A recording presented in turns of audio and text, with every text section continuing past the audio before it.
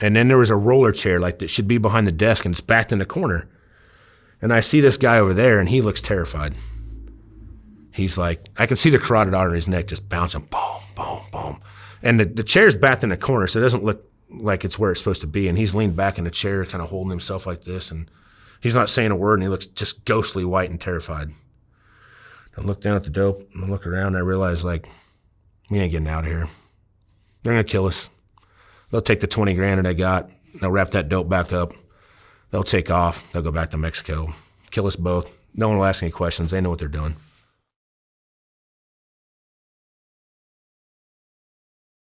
I grew up in a small town in Iowa, and not a lot of people probably met people from a small town in Iowa. And I didn't know why I had a fascination with law enforcement, but like somehow I was drawn to it.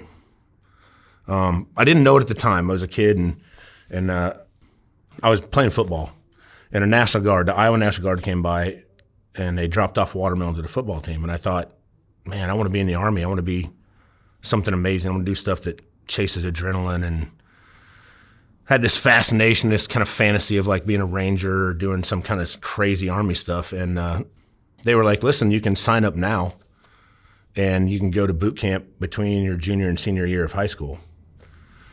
And I didn't know what that was going to do for my life, but I got it. The first time I'd ever been on an airplane in my entire life, I was 17. I left a small town named Clarendon, Iowa, flew to Fort Benning, Georgia. First time I'd been away from home, first time I'd really been outside of Iowa other than some of my experiences younger in my life. And I went to boot camp, learned a lot of discipline, came back, played football my senior year, went to high school like a normal kid would, I guess. I grew up with people who had strong work ethic. They had good morals, kind people, hardworking people. But I was kind of isolated to this like same group of people who, no disrespect to them, but the rest of the world was so big and unexperienced to most of them. And I was dying to get out of it, like in a way, you know, like I wanted to see more. And so my first trip out was to Fort Benning. I came back with discipline and a new kind of strength, a new kind of independence, a new kind of confidence. And they wouldn't let me go full Army yet, so I had to stay there for a few years, so I decided I'd go to college under the GI Bill. And I started college, but I wasn't feeling it. My aunt got me a job working at the sheriff's office in a jail. And so I'm working in a jail, and I'm dealing with this different side of society I'd never met, you know, the criminal world, people that have been into trouble, people that are struggling in their lives. I'm starting to learn how to like have conversations with these people.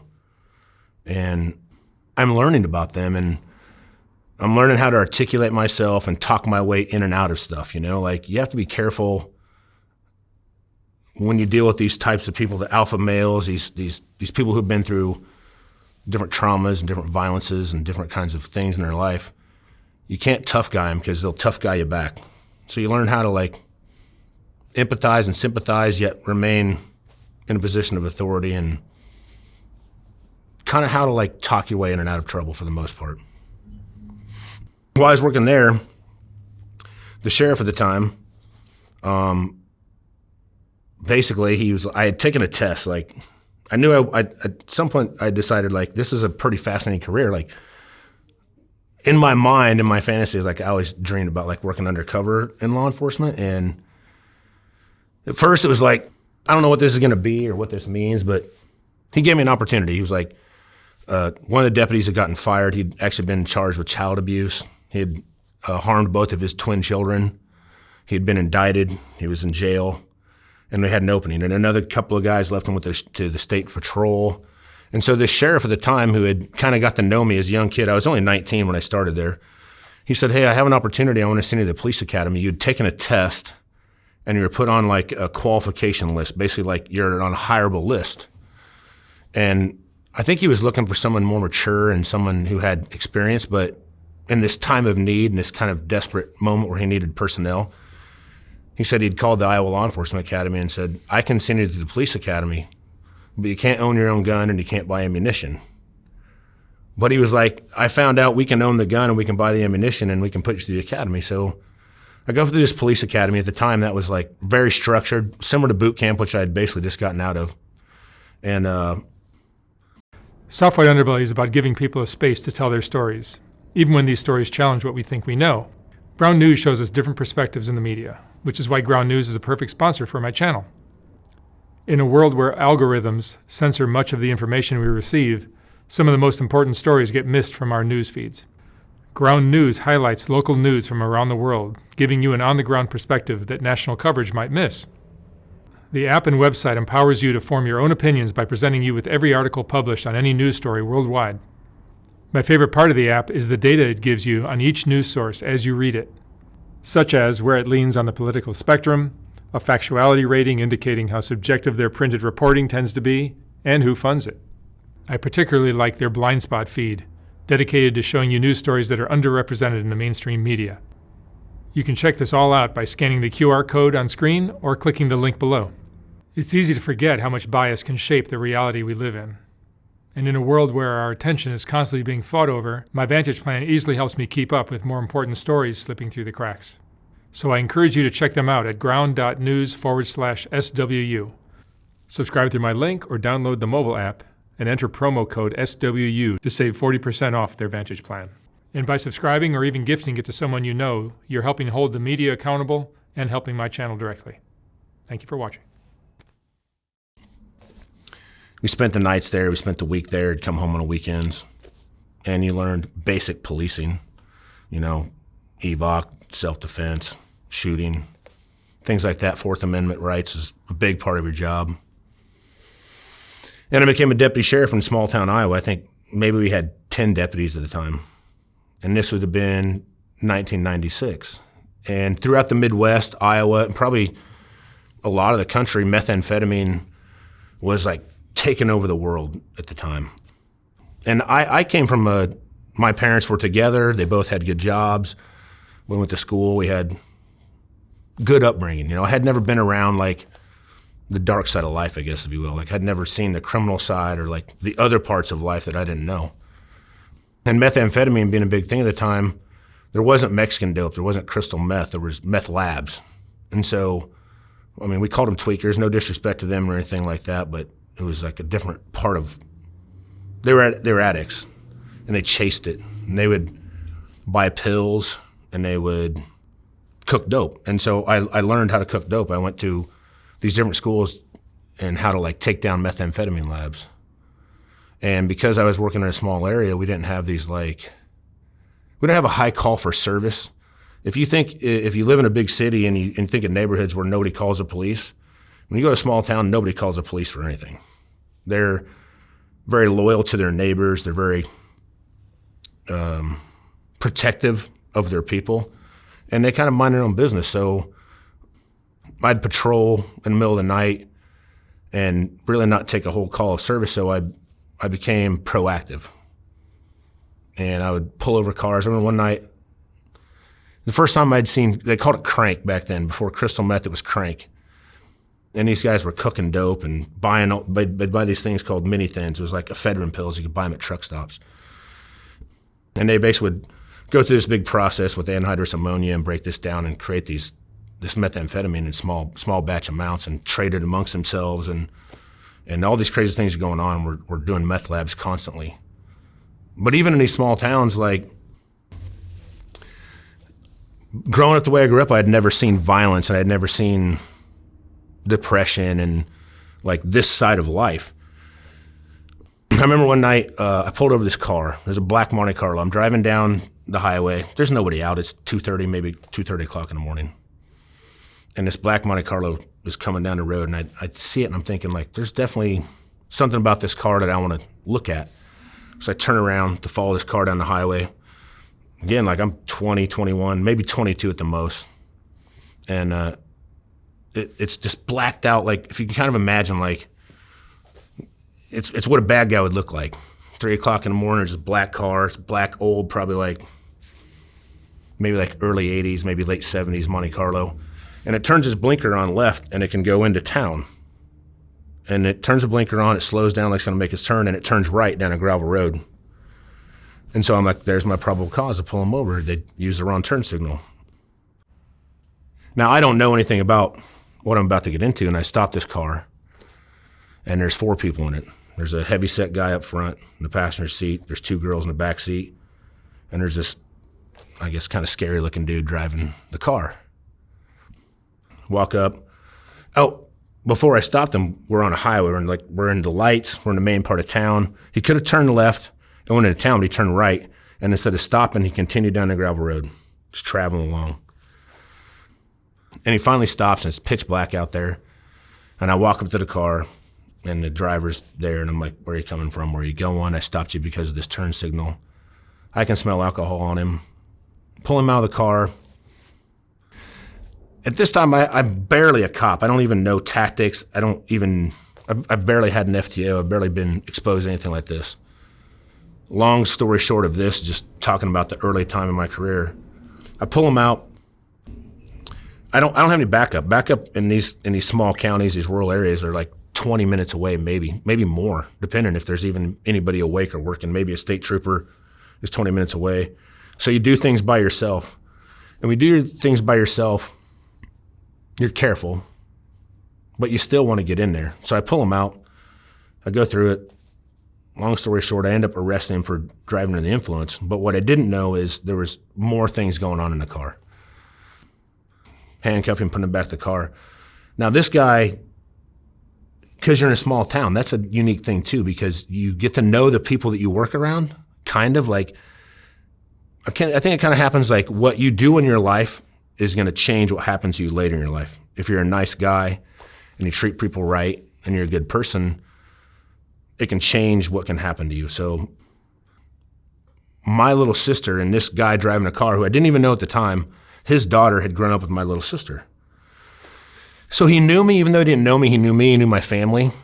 And I think some bad things were probably going to happen, and he decided to let it go.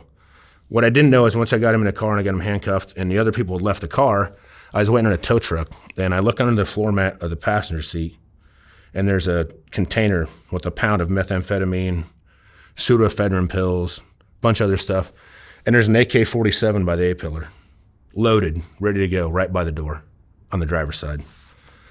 And I was like, man, why would this be here?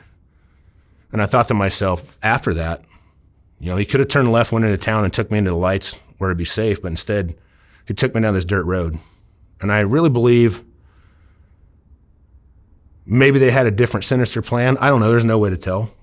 But he probably recognized me, remembered me growing up, remembered when I was a nice kid, and decided to let it go. I took him into custody. I called my sergeant. I said, I found all this marijuana, which back then, marijuana was a big deal. It was still illegal. And I was like, there's this white powder underneath there, a bunch of white powder. And he's like, who do you have? And I tell him the name, and he's like, oh my God, he's probably one of the biggest meth cooks in 3 counties. And so they called State Department of Division Narcotics. They take me with them to go do search warrants throughout the night. We find pot bombs and guns and meth labs and all this crazy stuff. And after that happened, I was like, this is fun. This is exciting, actually. Even though it sounds terrifying, I crave the adrenaline, and I wanted more of it. And so I knew then, this was going to be my career, but it wasn't going to be in that place. But to kind of continue down that transition, I hadn't seen a lot of violence yet, so that was kind of my first experience with crystal meth, and crystal meth's a big part of my 90s career. I remember I was working another time, and it was again, 2:30, 3 o'clock in the morning. Dispatch comes across for a home invasion. It's like an armed robbery of your house. And I knew the house, and I knew the people's name as a young kid. I think he was 19, his sister was maybe 22, and they lived together in this low-income housing, small town in a rural county. And dispatch says, they're screaming, there's been an assault, someone's been taken, and I have to go there by myself in the middle of the night. There's no one around to help me. So again, I show up. The front door is kicked off of the house. When I show up, it's pitch black. There's no street lights in these towns. And the door's kicked off, and I look in the house, and his sister's crying, and she's upset. And the end table, the glass thing in the middle, whatever, is busted to pieces, and the house is disarray. And she's crying. They took him. They took who? It's like, they took my brother. I'm like, okay, what do you mean? Who took him? She's like, I don't know. It's like 2 guys kicked in the door. They beat him up. They busted the place up. They handcuffed him. They threw him in the trunk of a car, and they took him. Now, I know these people to be drug users, and sometimes they get a little meth psychosis maybe. Like, you're not sure what's true and what's not true. You're trying to, like, calm it down, because the worst thing you do is get excited and overreact. So you're trying to calm it down. You're like, what do you mean someone took him? Like, that doesn't happen a lot. No one kicks in a door and kidnaps somebody. And she insists, like, he was buying meth from these guys. They live out in another part of the town, even further out in the country, and they're cooking dope, cooking meth. And they don't always have money, so they trade stolen property for meth, for dope. And she said him and his buddy saw these 2 four-wheelers at the farm when they were out there buying dope, and they went back and they stole them.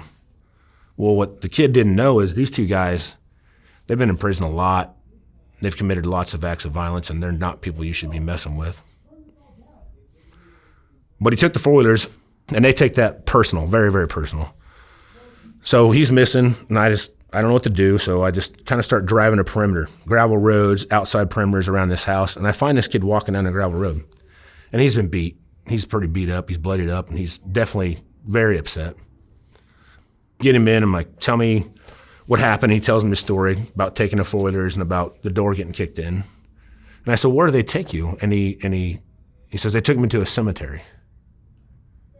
So I haven't given me directions to the cemetery. I drive out there, and we're looking around. And you can see there's been, like, cars in there. You know, the dew in the grass is distorted because now it's starting to get daylight. You can kind of see better. You can see the tire tracks. And you can see they've been there recently. And there's 2 condoms on the ground. And I'm like, what? Did they rape you? And he didn't want to admit it. He didn't want to say that. And I don't think it was a sexually driven assault, but it was a dominance, and it was just an extremely violent, horrible thing to do to somebody. And they did this to this kid, and he didn't want to admit it, but it happened. And so we go through the court time, we go to trial. In fact, it gets moved out of our county to another county to kind of maintain safety for this kid and his sister. And it comes out that he was sexually assaulted. The guys go to prison, but the kid's impacted. Now, it's crazy how things like that can change a person's direction in their life, because he was a kid with a drug addiction and came from nothing and didn't have much, but after that, he was a different person. So while I'm working in this small county, I'm learning these different things. I'm learning how to talk to people, and I'm learning about what can happen, what happens in society outside of normal society. Like, most of us don't have a window into that society. When you're a police officer, you see things that's like, you see one person's view, and then another, and then another, and then another, and they're all brutal. They're all wildly crazy. Some are less impacting and some are more. But this particular kid stands out in my mind because after that, I knew I didn't work there anymore, and I decided to go to a metropolitan police department, like a bigger police department, like much bigger. And 4 years after that happened, this kid and his girlfriend are at a rock quarry and are having a bonfire. And he's still hooked on dope. And I'm not at that department anymore, but my old partner, Tony, calls me and says, hey, remember that kid? I'm like, yeah. He goes, him and his girlfriend were at a bonfire at the rock quarry. They were camping. And he lost a teener of dope. Well, teener of dope's like maybe 1.5 grams of meth, something like that. But they get addicted to it, and they get inside their head, and they get worked up about stuff. And this kid admits to him, he says, yeah, I thought she stole it. So I put a zip tie around her neck, and I lit a cigarette, and I watched her spin around in circles until she was dead. And then he cut her up, and he put her in a bonfire to try to get rid of her body, and he couldn't get rid of it, so he dumped it in a well. And that's a horrible thing. I mean, I hate to even describe that to you, but in this dark world, in this place, like, people's lives are changed constantly, and they change directions constantly. And I'm sure I didn't follow up on that, but I'm sure that kid's probably in prison for the rest of his life. And it's probably because of the things that happened to him. Not justifying him, not arguing morality or anything like that, but just, you know, how much it changes a person. So working in this small town in Iowa, this small rural county. Oh, also though, there was a lot of fun stuff. Like, to be honest with you, like chasing tweakers and like chasing down meth labs and like seeing how they work and just understanding it was pretty exciting. And I was addicted to adrenaline. I loved it. I wanted more of it. And we just didn't have enough there. So I applied to this bigger department. I went from where I was working by myself in a huge county where I would be the only deputy working at a time to now I'm working in a metropolitan police department in Nebraska. And we have like 15 cops working on a shift. And now I'm going call to call to call, because when I worked in a rural area, people don't call the police, so you become proactive and you hunt, you look, and you try to like pull over people and be more proactive. And when you go to a city, you're more responsive, more reactive. And so I'm going call to call to call. I'm learning more about like dealing with people even more. And there, because people do call the police because they need them. You know, it's so busy, it's so crazy, they have to call the police. Like, even though you don't want to call the police, when they call the police, something bad's happening, usually. But in between those times, so now I'm working in a city, and I'm dealing with different things I've never dealt with before, and it's a mass volume. Like, when you show up to roll call, you kick in, you're like, I'm driving cruiser this. You go to roll call, and they're like, also, and they say, we're holding multiple 911 calls, maybe domestic violence, maybe someone's locked their kid in the car. It could be something simple, could be something wild, could be a robbery, could be whatever. But you become so like exposed to it that like it becomes routine. And it's not that you don't want to be human and you don't want to understand them, but it becomes routine.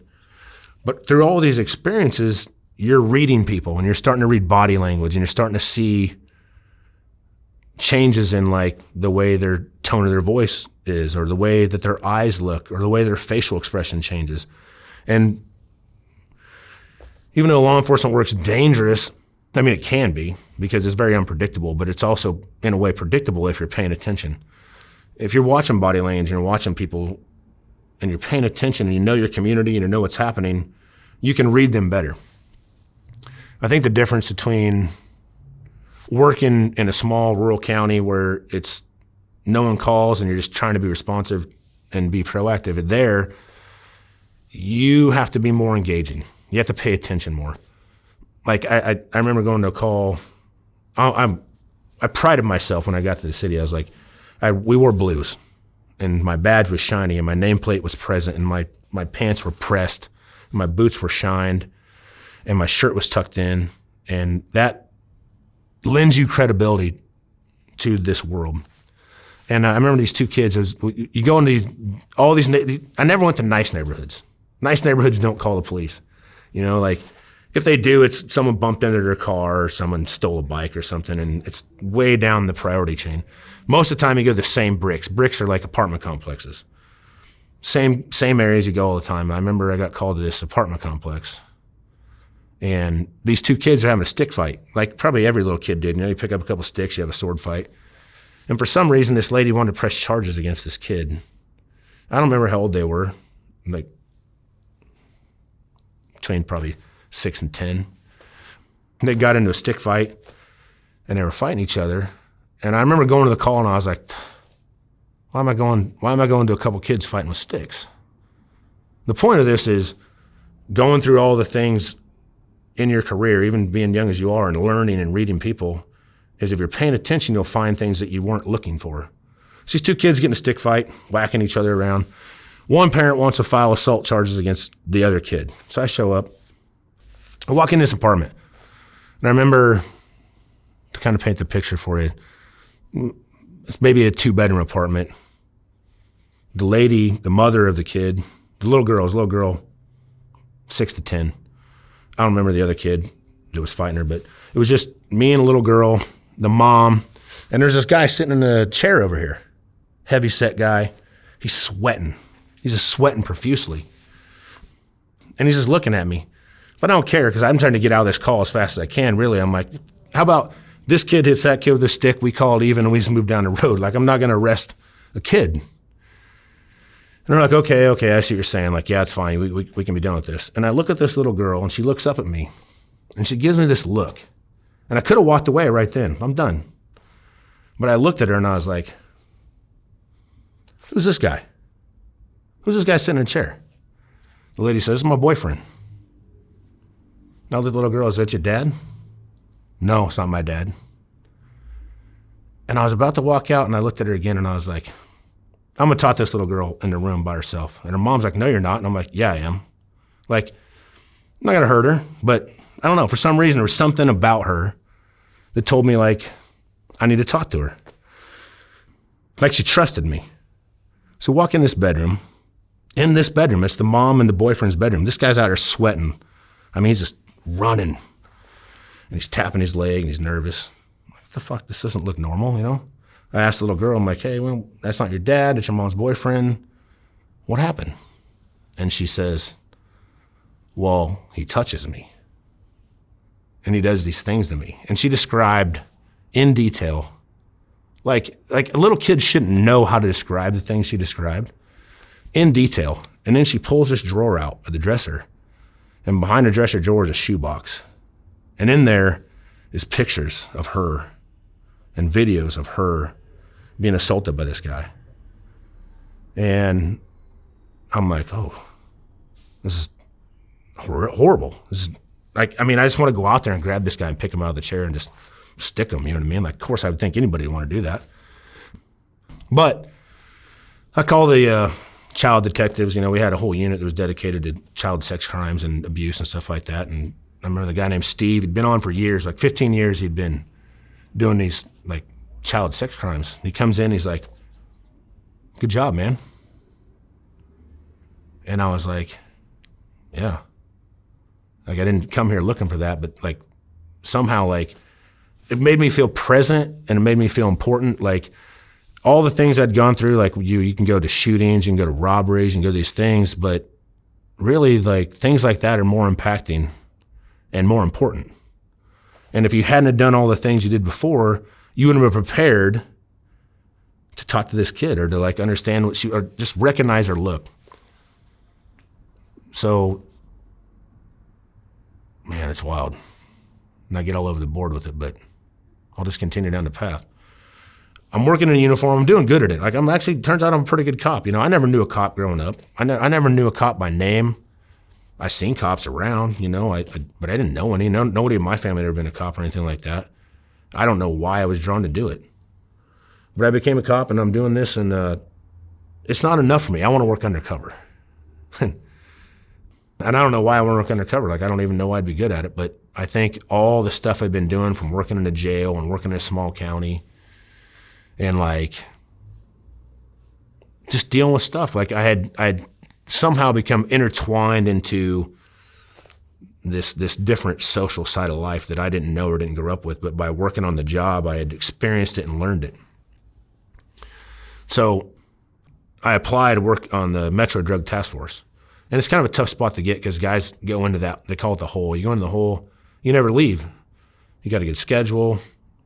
You're no longer dealing with, like, child abuse and domestics and stuff like that. You're basically doing the fun stuff, you know. You're doing raids and kicking down doors and finding money and guns and arresting people that are, like, genuinely, like, there's no morality in it. It's like, it's really clear. Like, they broke the law that's so far in depth that, like, you know what to do.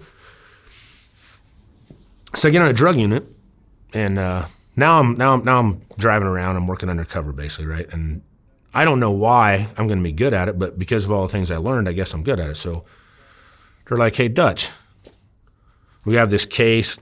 There's these gang members, and they sell crack," which isn't that, I mean, it's a big deal. It's a big deal, but it's a common problem, right?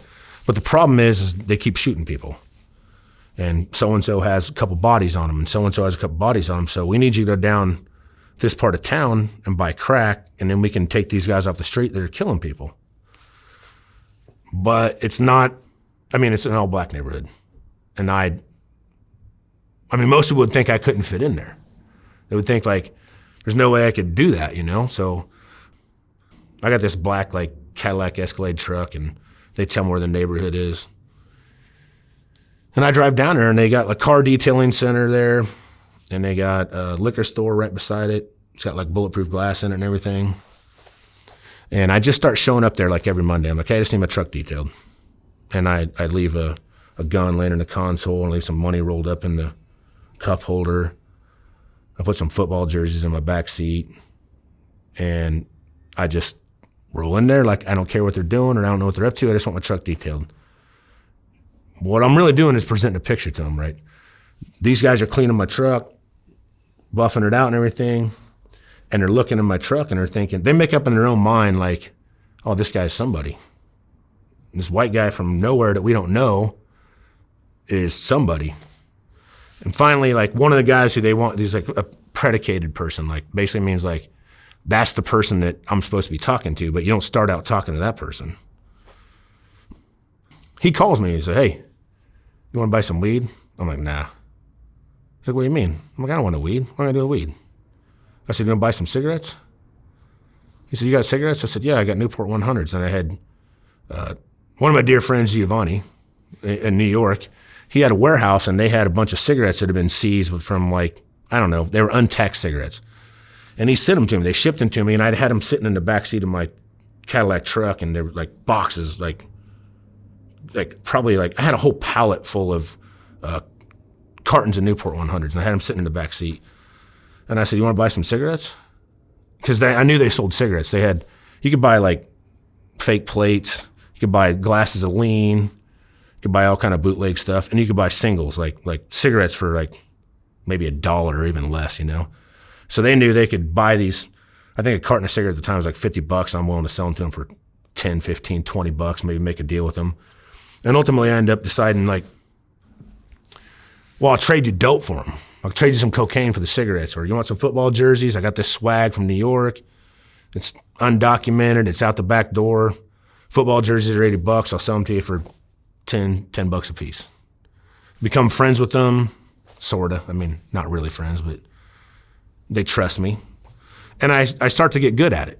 Like, all of a sudden, they're like, hey, Dutch, now can you go down here to this neighborhood? Like, I don't speak Spanish. But they're like, can you go down to the Mexican neighborhood? Like, these are the guys trafficking in meth. I'm like, yeah, I mean, I could probably do that. So I'm now all of a sudden I'm in another neighborhood, different kind of gangs, different kind of people, different kind of culture altogether. Luckily, growing up in Iowa or going through that county time that I had, learning about meth labs and learning about meth, like I knew about meth. I could speak it. I could talk it. I knew what a teener was, what an 8-ball was, and how many grams were in an ounce, how many ounces were in a pound, how much it should cost. I knew my way around the meth world. So all of a sudden now I'm dealing with the different levels of like meth dealers, you know. Now along the way, you get robbed a couple times. I mean, like, as I guess as I go down the story and I continue to talk, like you'll find what sounds like the most dangerous thing isn't necessarily the most dangerous thing. Buying an 8-ball of dope is scarier than buying a kilo, I can tell you that, because you'll get robbed over an 8-ball faster than a kilo, I think, sometimes. But like, I might have to, I remember like, it was hard to like get into them and I would have to like introduce people. So I remember I met this prostitute named Peaches. Man, she was wild. And we didn't have any sexual interaction at all, nothing like that. She was a dope addict and she was in with all these guys. So I would pick her up and she'd ride shotgun with me. And then I would drive down her neighborhoods and she would like introduce me to these people, not even knowing I was an undercover cop, just thinking I was a guy looking for dope and I needed to get to the neighborhood. So I kind of got to know her and I learned a different level of street. But I'm getting in really good with these communities and I'm doing low level dope stuff, like guns, few guns here and there, buying guns that have been used in robberies or drive-bys or whatever, and buying dope. And one day I get a call from the FBI.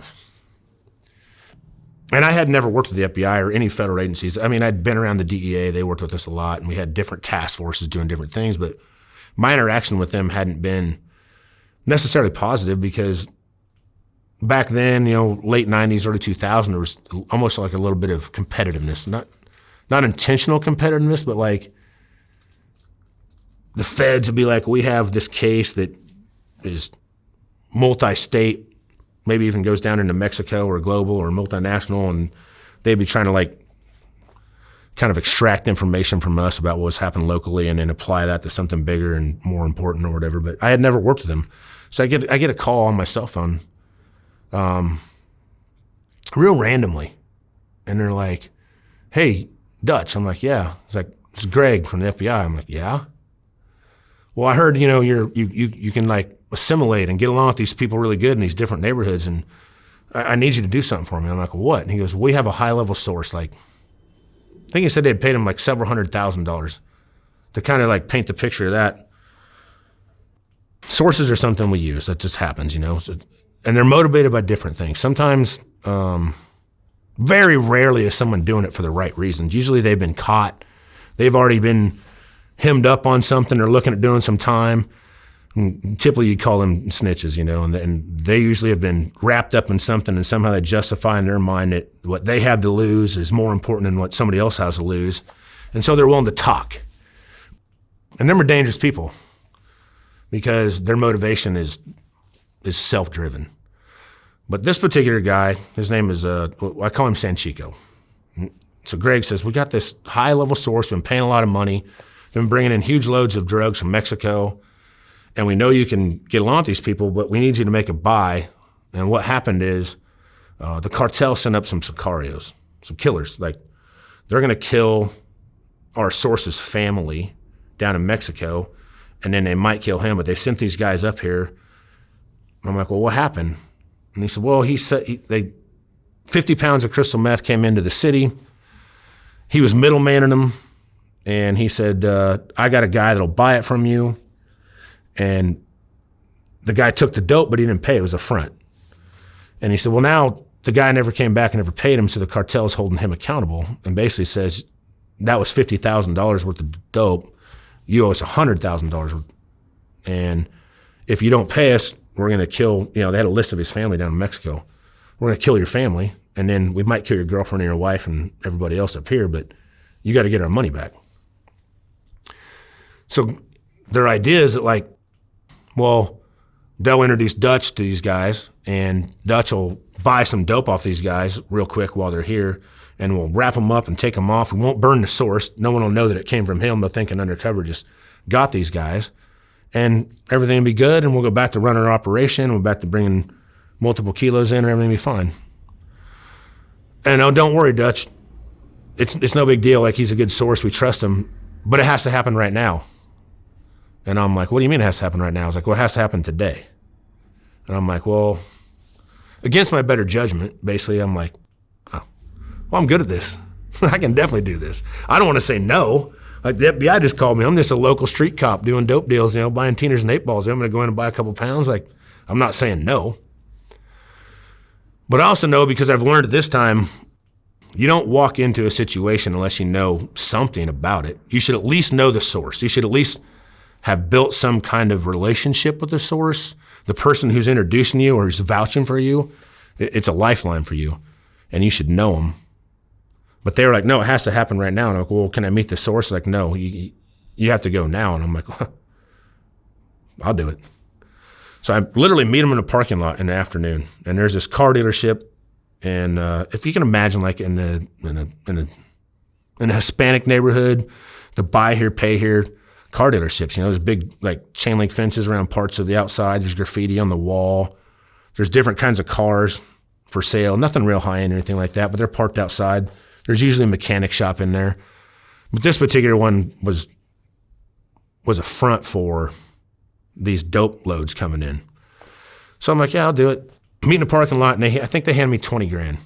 And they handed me the money, and it was like perfect money. It didn't, like, I'm supposed to be a dope dealer buying dope, and it just didn't look right. So I had real long hair at the time, and I had these, I don't know, like probably 10, I had long hair, so I probably had like 10 hair ties in the back of my hair. And I said, all right, give me the money.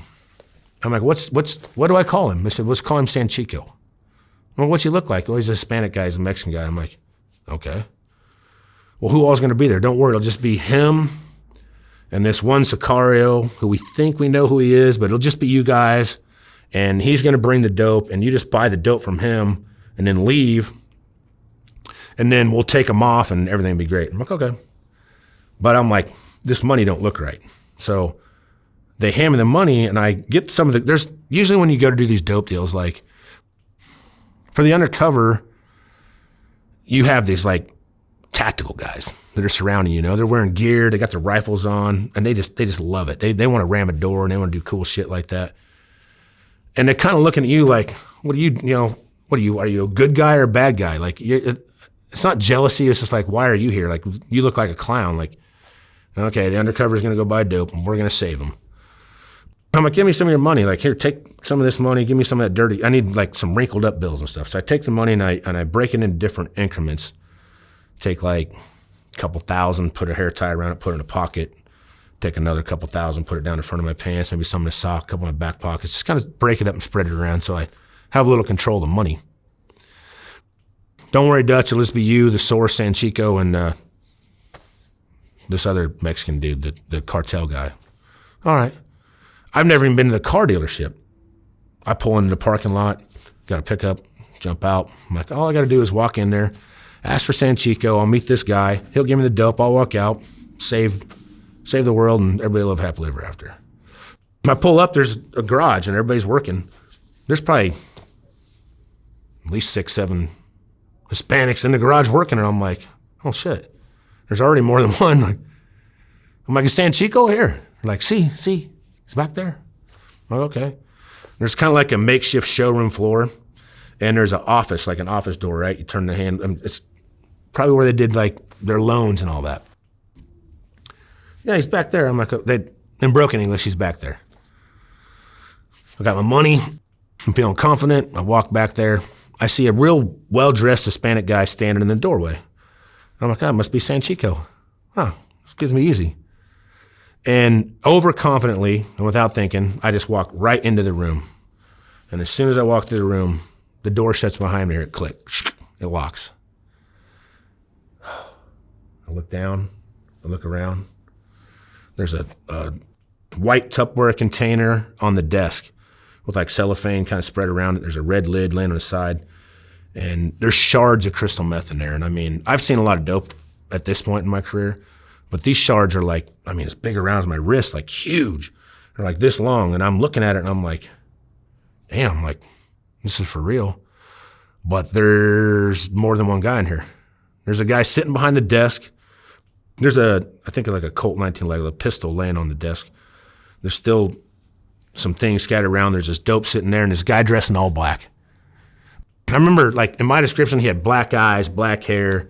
He looked like a serious guy. He was definitely intense. And he wasn't saying a word. He was just looking at me.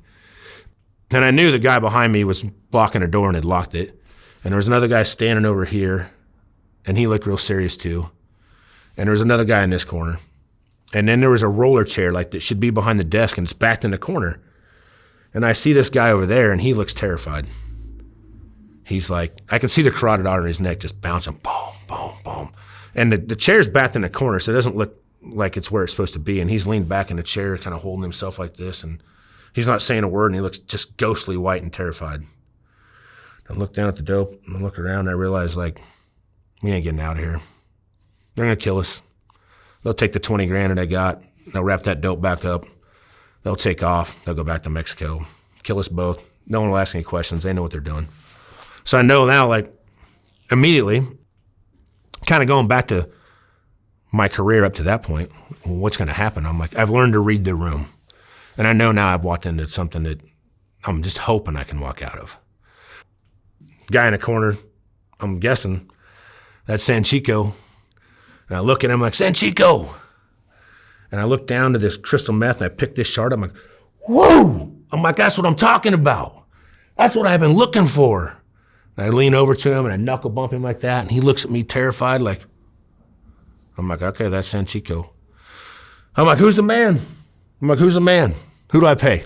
And no one's saying a word. It's almost like a standoff right now, you know, like they're questioning what they're going to do now. And I'm holding this shard of meth. And I'm like, who's the man? I look around at the guy behind me who's got the door locked. And I'm like, you ain't the man. And I pull out a wad of cash. Decent sized amount of money. I'm like, you better get to counting money. So he walks away from the door and he walks up to the desk, takes a hair tie off, starts counting money. And I mean, it takes a little while to count 20 grand, you know, it doesn't go fast and everybody's in the whole room's a little bit hesitant about what's happening. And I go, that ain't all the money. And I take some more money out, like of a sock or wherever I had it. I'm like, you better get to counting money too. And he comes over. Now he's at the desk. Now I'm kind of getting the room back, right? He starts counting money. And I look at the guy in the black and I'm like, well, that ain't all the money. And he looks at me like with this glare, like, he didn't speak English, I'm sure of it, but he knew what I was saying. I'm like, listen, man, I ain't never seen dope like this. This is crazy. This is what I've been looking for. I got another 40 grand. But there's no way I was going to walk in here never meeting you guys, not knowing you had, figuring you'd rob me. Let me take this, and I'll be back with more money. I need another pound of this exact stuff. I'll be back in less than an hour. I'll be right back. And he's counting money. And I can see him like just thinking, he's like, I'm guessing in his mind, he's like, well, there's 20 that they expect me to get. He'll go get another 20. I'll keep 20. I'll take 20 back and I'll keep the dope after I kill them both. But they're going to let me leave. So while he's counting money, I start wrapping it up, tie it in a knot, reach back and unlock the door, and I walk out. And I make it. I walk out. I'm like, all right. Now, what happened is those guys left. They had to go get another pound of meth or whatever, right? They did have more dope, and they were like, let's get his money. And it was right down the road, so they left. And the FBI and the task force guys took them off, arrested them, and the plan actually worked perfectly because now these guys that had been sent up to kill this Sanchico guy were out of the picture. They got traffic stopped. They didn't get taken off in an undercover deal. They got pulled over, and they found some dope in there. So I suppose whoever's in charge, their bosses are like, oh, well, it's just unfortunate they got hit. They got picked up with some dope in a car. Well, now they're like, Dutch is pretty good at this. We should have him do some more stuff. And I've been working undercover in the street, and I'm doing successful things, but I had never worked at this new level that I was going to be introduced to. So I get through that deal, and now they're like, hey, Sanchico, you're going to start working with him. Sanchico is very grateful to you. He loves you. He likes you a lot. And I got to know Sanchico. I got to know Sanchico. I mean, I seen his wife and his girlfriend, and we had some tamales. We'd eat tamales together, I kind of started to like him, and I learned about him. And he was actually, I think, a product, like what had happened to him, it was destined. I don't think he was necessarily a drug dealer, but he'd been brought up in the cartel world. He'd come to the United States, and they basically called him and said, you're going to take our dope. When we bring in a carload, you're going to pull the fenders off, you're going to pull the dope out, and you're going to find someone to buy it. But somehow he looked at me like I had saved his life. Now, I'm not saying I saved his life, but that's how he felt. And we became connected. I actually liked the guy. And over a couple year time, I'm buying dope all the time. I'm going to the car dealership. I'm getting introduced to big people, I'm going down to like salsa dancing clubs, and I'm hanging out and having fun, but also like I'm buying big dope. But Sanchico said, like, basically, like, you saved my life, and I know that this stuff is wrong, and now, like, I don't have to do it anymore. I don't care if people pay me. I just want to do it to help the world. Like, I want to be better. And I'm like, oh, okay, yeah, whatever. I don't know if I believed it or not, but I was cool with it. It was nice to know the guy. So you fast forward from that day. Now, I'm going down. I meet this guy named 21. Buy a couple pounds of crystal meth off of him. He's a connected guy for sure. Same car dealership, graffiti, the fences, all that stuff. But he's a little different because he drives like real nice cars, and like he definitely is more worldly. He speaks good English, and he's far more inquisitive and probably more dangerous really because he's more connected. We do a few deals with this guy, and Sanchico calls one day and says, hey, the guy with the guy I'm talking about, we called him 21. And 21, he says, 21's got like 60 kilos of cocaine. He wants to know if you want to buy some cocaine.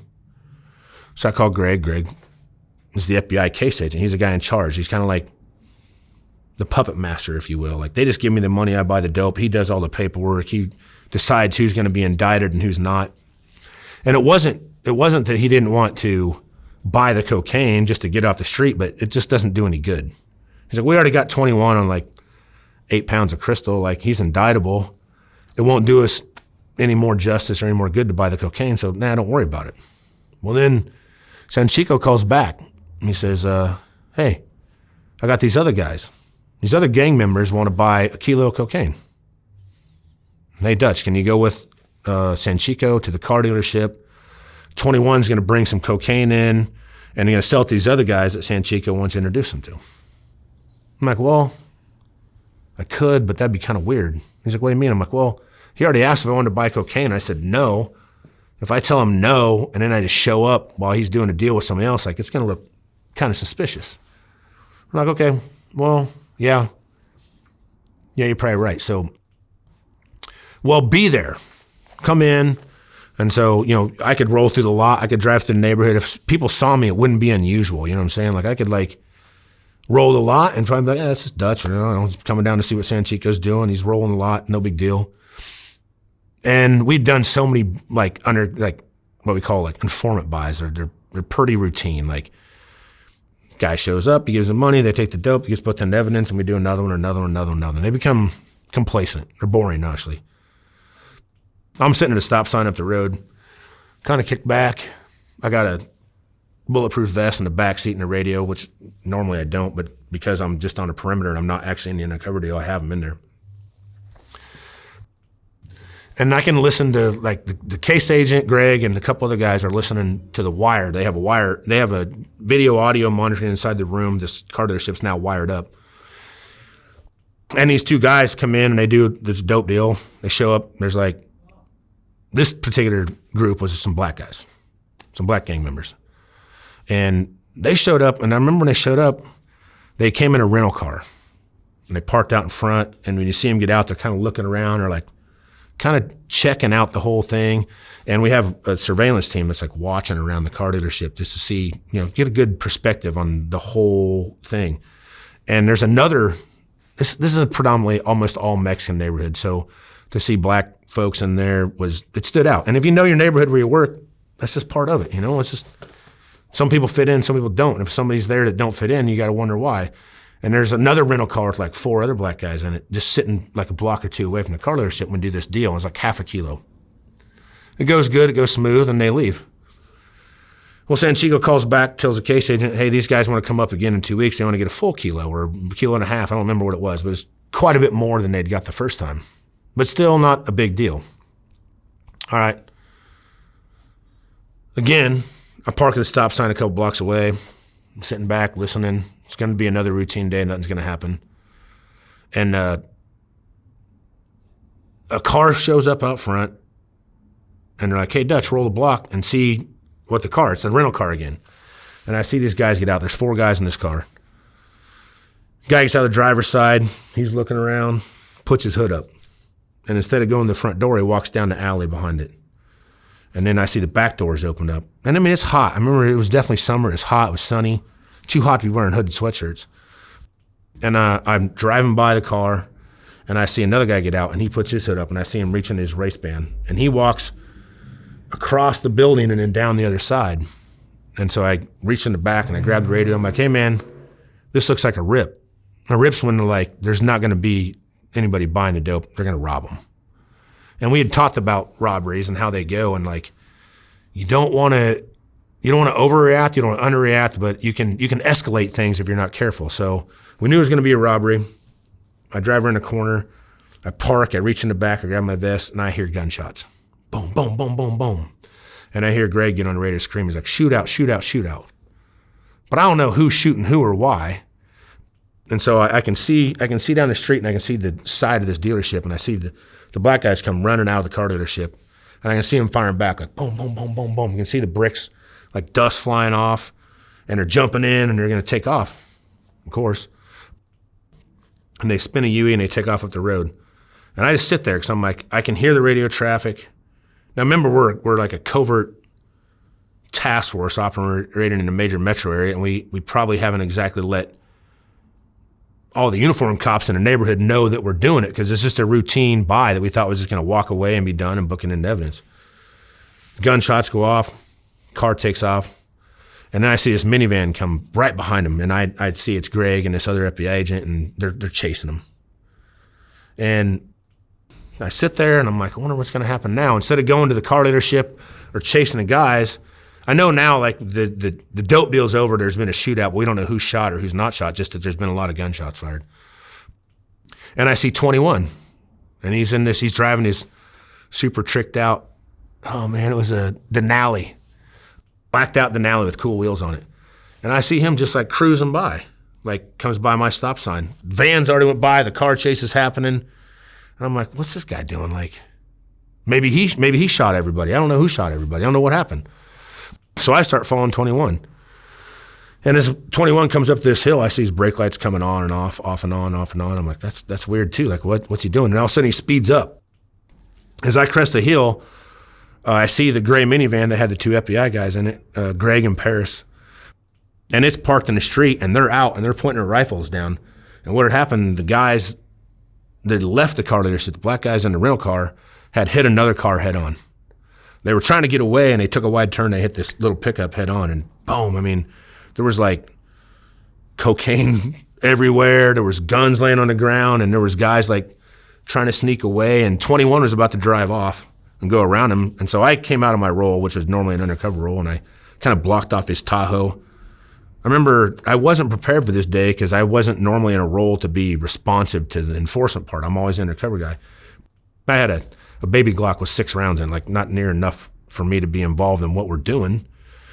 But I point my gun out the window, and I see 21's eyes looking at me, and he's fearful, and I think he's like, the fuck, what are you doing? You know, like, I know you, but why are you with them? Then this other guy, RJ, comes up and grabs him and handcuffs him. And I come around a corner, and Greg and Paris are bared down on these guys. I think there was 4 of them. I remember the hoodies because one of them was purple with like bright yellow on it. And they're kind of complying, but they're kind of not. They're like, yeah, but then they're running. And by now, all the task force guys and all the covert guys are rolling into their Tahoes and their trucks, and they're trying to chase people and grab people. But also, the Uniform Patrol Division has been notified that there's a shooting. The helicopter's probably flying around. And I don't look like a cop. I mean, I've got long, crazy hair. I have like a vest kind of half on, half not. Paris don't even have a vest on. He don't have a bulletproof vest on, and he don't have anything that says police, but he's got a rifle. And then this one dude takes off running, and I'm chasing him. This guy, Rich, is big. He was a D1 football player. Now he's a state trooper that's working on the task force with us. I'm chasing this guy, and he goes by this house, and I see this hand like reach up in my house and grab this hood. And whap! It's like a helicopter. The guy spins around. He gets him on the ground. He puts his knees back. He's like, I got this guy, Dutch. The other one's going that way. I'm like, okay. And I'd grabbed Paris, and I was like, come on, man, we got to go get him. But I had a vest, and I had a baby Glock with 6 rounds, but he had a rifle, so we needed each other. I was like, I'll lead. You cover me with a rifle, and we'll chase this guy down. But it's an alley, and there's like trash cans and garages, and there's also, it's daytime. It's broad daylight in the summer, so there's all these Hispanic people. Somebody's taking I remember this guy was like walking his trash out, and we're kind of running down the alley, but we're not sprinting down the alley. And I remember going down the alley thinking like, man, if he starts shooting, the first round's probably going to hit. It's going to hurt. Hopefully you'll get it in the vest, but just keep moving forward. You know, don't sit still. Don't stay stagnant. Like, just keep moving toward it like that's your best chance. And we're chasing this guy, and I can barely see him. He's running. And Paris is behind me, and he's freaking out, and we finally end up catching the guy. And he lays down in the middle of the street, and all of a sudden I see the cop cars are coming and everything, and I barely have a police vest on. I pulled the hood down. I had a black hood because I was working undercover in that neighborhood. It wasn't that I wasn't, it couldn't be identified. It would compromise everything I'd been up to. So I'm standing in the middle of the street. I've just handcuffed this guy, and I hear across the radio, they said, Sanchico's dead. And I was like, what? Like, I never thought about anybody who got killed. I just remember the shooting. I just thought, I don't know. For some reason I hadn't processed it. And they're like, Sanchico's dead. And I was like, oh, man. Like, how could that happen, you know? So in that day, I'm supposed to go home that night. You know, I got to pick my kid up and go to swimming lessons and stuff. But now everything's gone terribly wrong. The source has been murdered. We've had a shootout, and we've caught these people that killed the source. It's actually been recorded. And I'm not going to get home on time that night. So I stay late and do the paperwork and do the interviews. And I sit in homicide for like 6 hours being interviewed about what happened and who was at fault. Not necessarily that, but just, you know, how it went down. And all of a sudden I've been thrust into this like undercover world that I never knew with the FBI. And they say, hey, you should work for us more. We want to send you this special program. That's the UCE program, the Undercover Employee Program. And we'll send you out and you'll do some psychological testing. And you pass the testing, and we'll send you through this training. And this training's very unique. Barely anyone gets through it. And if you pass that, then you'll be part of this program. Now I'm in this new world, you know, like I'm mixed up with my local police people and all these guys I know and love and work with all the time. And now I'm in this federal world where they have a whole different perspective. Like instead of city, state, or local, it's like literally global. They're doing T3 wiretaps, you know, like listening in on phones, Snapchat, Instagram, all that stuff. They know everything that's going on. They've got these mass resources. And they send me through this program, and I end up becoming certified to work undercover for the FBI as a task force officer. So like I have a special deputization that says FBI on it, and it's a credential pack. But I mean, I'm not an FBI agent. I'm just on lend to them. But they have to issue me a top secret clearance, and they have to issue me this special deputization so that I can work under the umbrella of their jurisdiction, their authority. And in cooperation between city, state, local, and feds, if we all do it together right, we have a better impact, particularly on this drug stuff. So now I go through this mental health evaluation, this intense, really, really awesome program called Safeguard. And I become certified. Now I have a whole different level of resources, and now I work not only in the community that I live in, the state that I live in, but I work nationally, even globally. And it's at a different level. When you're buying street dope and you're like, you know, doing 8 balls and teeners and stuff, it's not uncommon for you to have a gun with you, you know? And when you're a cop, you got a badge of authority and you got a gun. And that gives you a lot of confidence. You know, I'm in charge. I know what's going on. I got this under control. But now I'm in a different level undercover, and carrying a gun doesn't even make sense. Like, why would you introduce a gun to a scenario like this now, you know, where you're doing bigger things and there's more trust involved, and you have backstopped identities and backstopped vehicles, and you have more of a national, if not global, perspective on what you're doing. You have T3 wiretaps happening, or listening to phone calls. You got communication and connection with Mexican authorities or whatever other country authorities are involved. And you're doing crazy stuff again. But now I'm at a different level.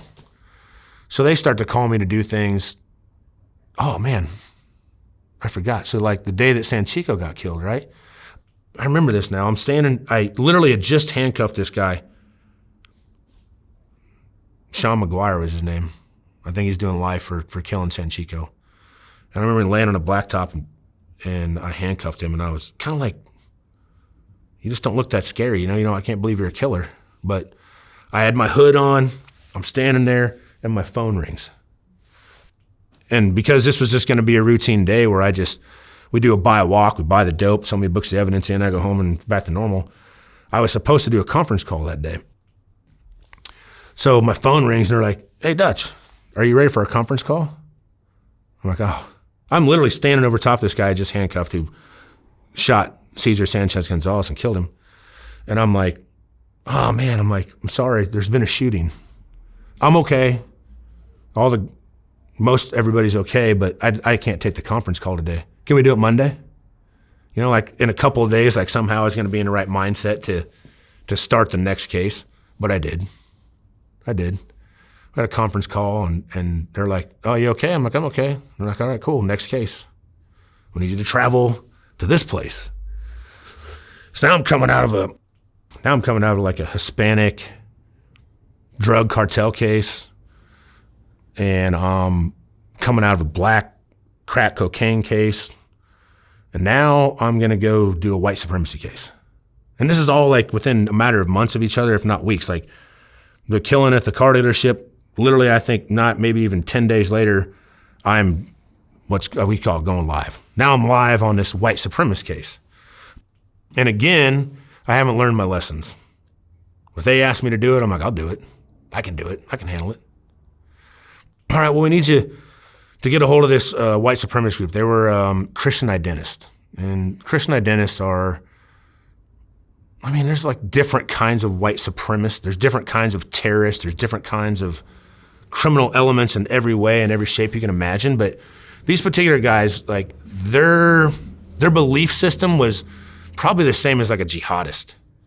Like they believed that they were the chosen people of God, and they were basically like driven by a divine intervention to change the world and start a white compound for white everybody's or whatever. And I had already done a skinhead case in Ohio where these guys were, one of the guys was working in a like machine factory. I think they built prosthetics, and he was building sear clips, which would like make rifles full automatic. And then he was also building silencers so that they could put them on, you know, silencers. That's pretty easy to figure out. But apparently he was selling like sear clips and silencers to these militia groups in Michigan, because he was in Ohio.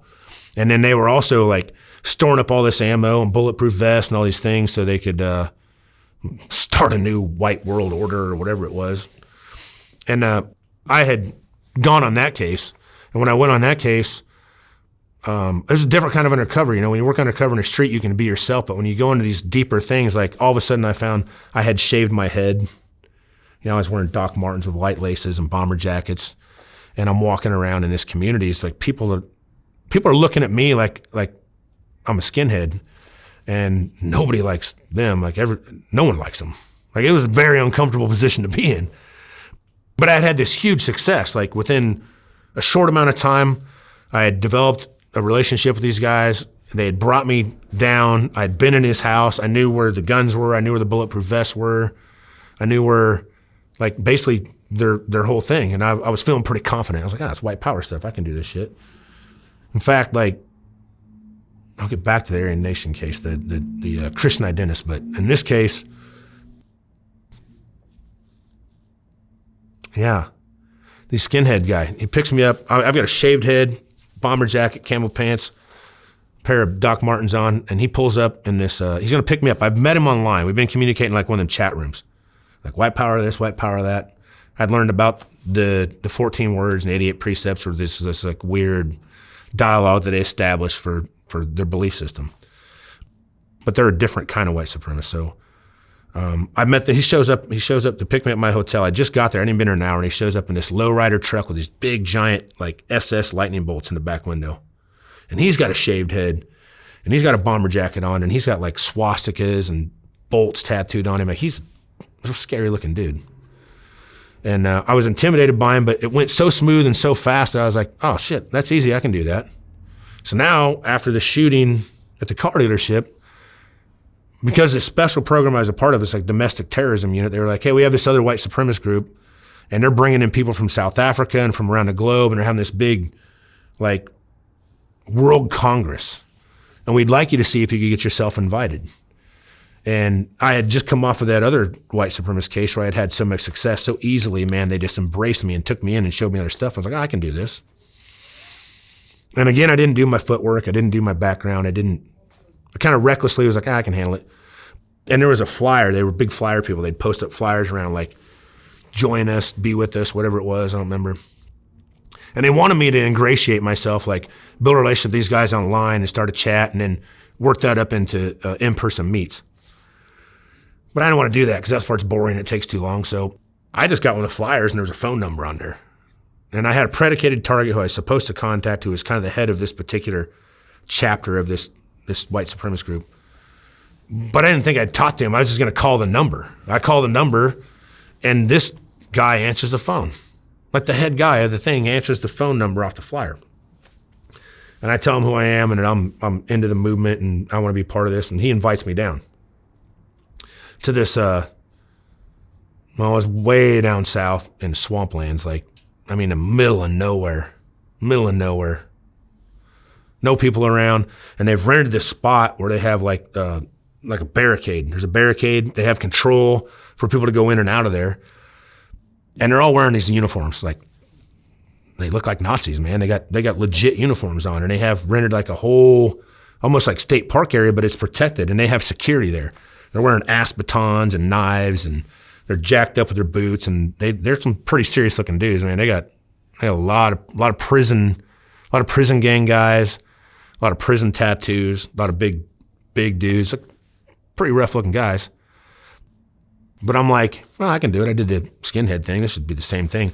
I didn't understand that the Christian identity versus the Nazi side was a totally different culture and a totally different experience and a totally different belief system. And I didn't know the case agent, who was a wonderful guy.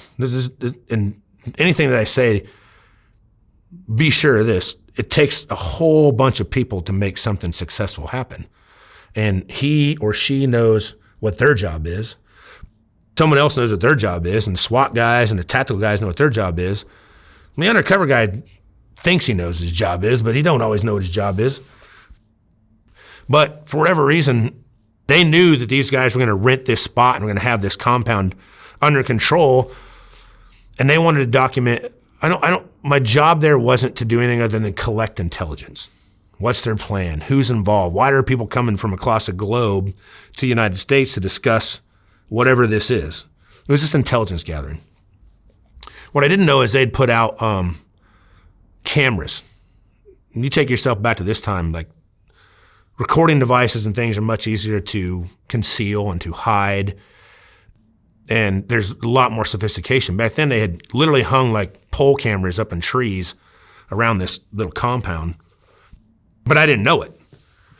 So me and this other guy who I had recruited into this undercover operation with me, who also didn't know what he was getting into, I talked to the guy on the phone. He's like, yeah, you're invited, come down. I drive up, the barricade's down. I'm surprised to see like uniforms and a true security force watching things. He's like, who are you?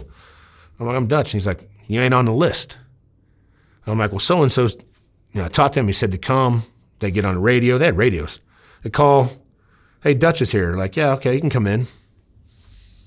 Come on in. But I can see that the security team is like a little bewildered by that. Like they don't trust it. They're like, this doesn't make any sense. Why'd this guy just show up from the middle of nowhere? But all right, if the boss says he's coming in, he's coming in. And the barricade raises and we drive in. And they have a big ceremony. They have flags and uniforms and they have speakers there. They had a lady from South Africa talking about the way life was for whites there and what was happening there and how that was going to come to the United States and ruin it here. And it went pretty good. And then they kind of had a potluck going. They grilled some burgers and hot dogs and stuff like that. And they got some coolers of beers at them. They actually had some kids and some family there too, because they want the whole family to be part of this indoctrination, this belief system they have. And I'm pretty comfortable. I'm still feeling like, I look the part. I can walk it. I can talk it. I knew the 88 precepts and 14 words and these different things that I had learned from my other cases, but I didn't know about their Christian identity beliefs. And they had been infiltrated many times. They had had undercovers in, ATF and many other agencies had been in there. And I hadn't thought that through, so I didn't have any recording devices on. I wasn't wearing anything that transmitted, so I wasn't really fearful of that. There are RF detectors available on the market where you can find recording devices. So this particular dude is he's real sketchy. He's bouncing around, he's looking, he's nervous, he's not the head of their security, but he definitely is the most paranoid of them. And he's like, hey, Dutch, what do you know about the dual seeds of Adam? What do you know about this? And I'm like, I'm trying to play along, but I actually don't know. And he's questioning me. He's like, this guy comes down from wherever the hell he said he came from. He just shows up. Our boss says he can come in, but nobody knows him. He gets out an RF detector. Starts shining it around. It's going off. And I'm like, what's that mean? And he's like, shh. He's like, somebody's wearing a transmitter. And I'm not wearing a transmitter. I know that. So I'm like, huh. I'm kind of scared, but I'm like, I'm not scared because thank God it's not on me. And I know the other guy that's with me ain't wearing one. He starts walking around. And what I didn't know is, like I told you earlier, the FBI had hung these pole cameras up in the woods around the thing. Well, they were live transmitting. And so this RF detector is going off. And he walks right out to the woods and goes, there's a camera. And they cover it up. And they go and they find 2 or 3 more and they cover them up. And now it becomes an interrogation. Who the fuck are you? Where'd you come from? Where's your racial tattoos?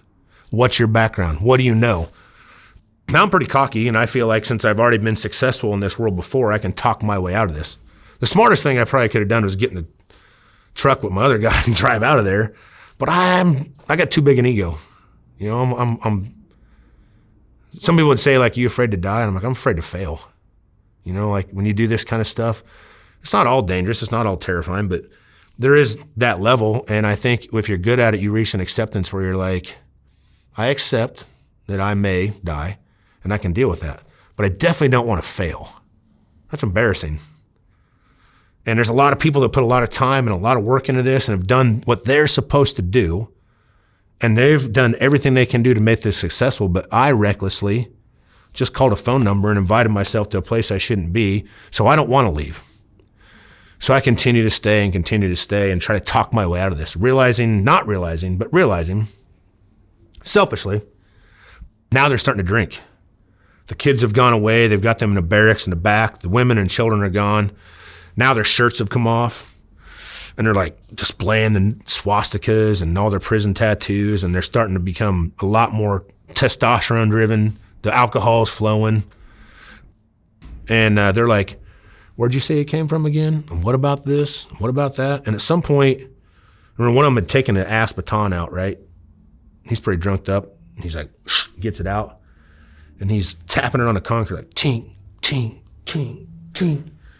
He's like, you know how you gut a pig? Tink, tink. That probably should have been a sign for me. It's time to leave. We should go.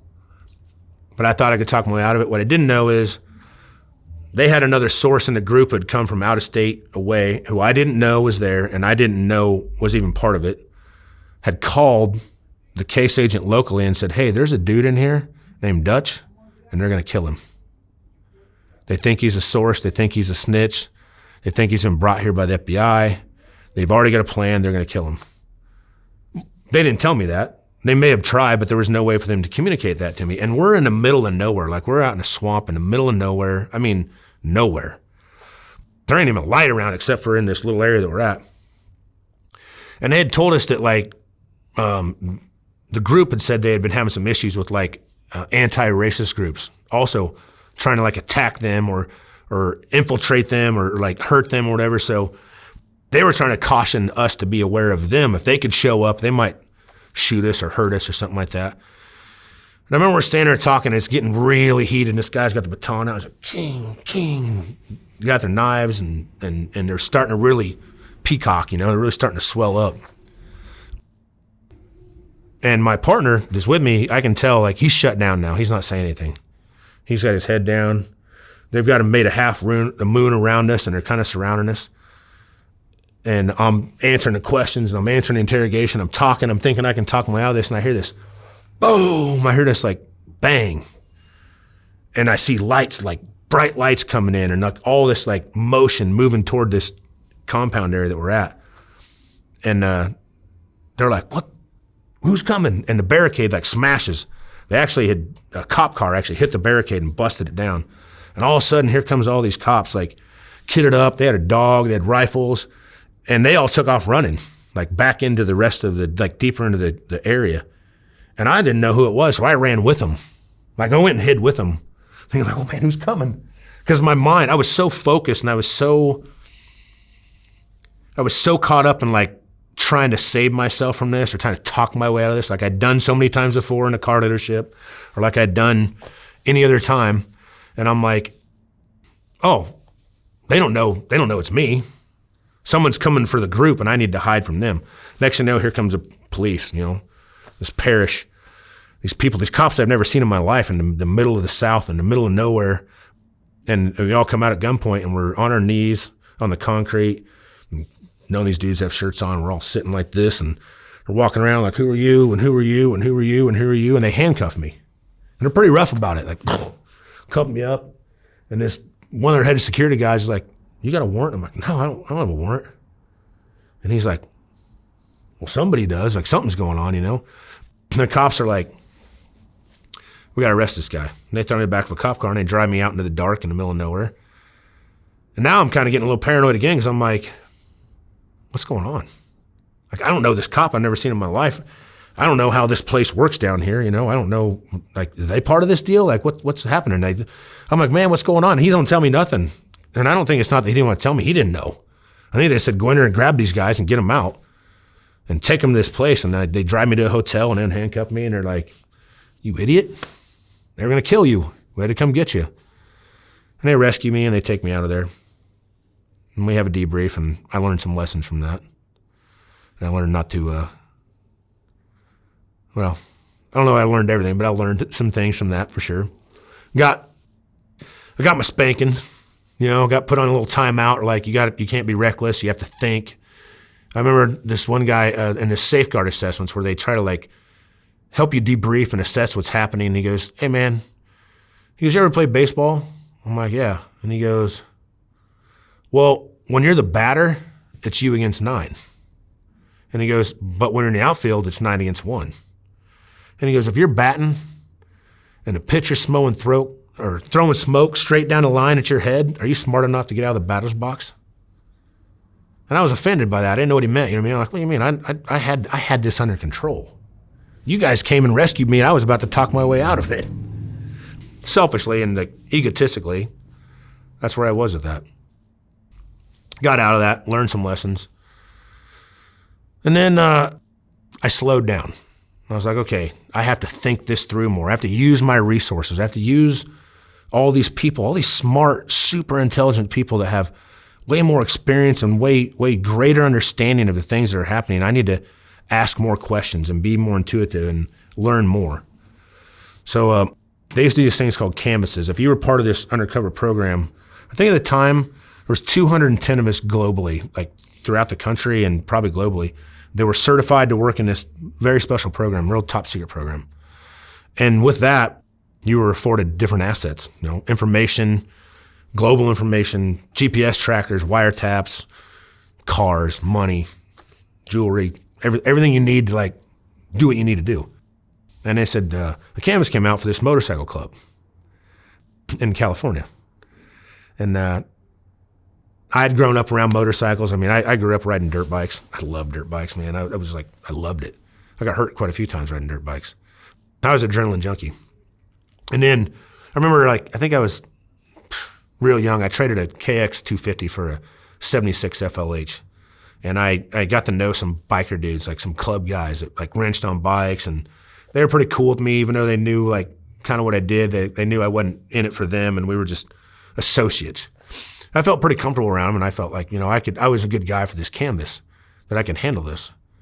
And it's going to come back to the GPS trackers and all this stuff. It's all learning lessons, like where you start and where you end. If you're paying attention, it compounds and it builds your intelligence and it builds your ability to read more and more and more. And if you're paying attention, it makes you better. So this time they're like, hey, this is a top 10 club and they're serious guys. They'll hurt you. Like they'll kill you. And they don't want to be infiltrated. They've been infiltrated a lot and they've had wiretaps. And most of the predicated targets in this case have been to prison. I'm like, okay. So I prepared for this case, and there was going to be traveling to California from where I was living at the time to buy crystal meth off of this motorcycle club. When I say motorcycle club, the one percenters, they're a huge organization.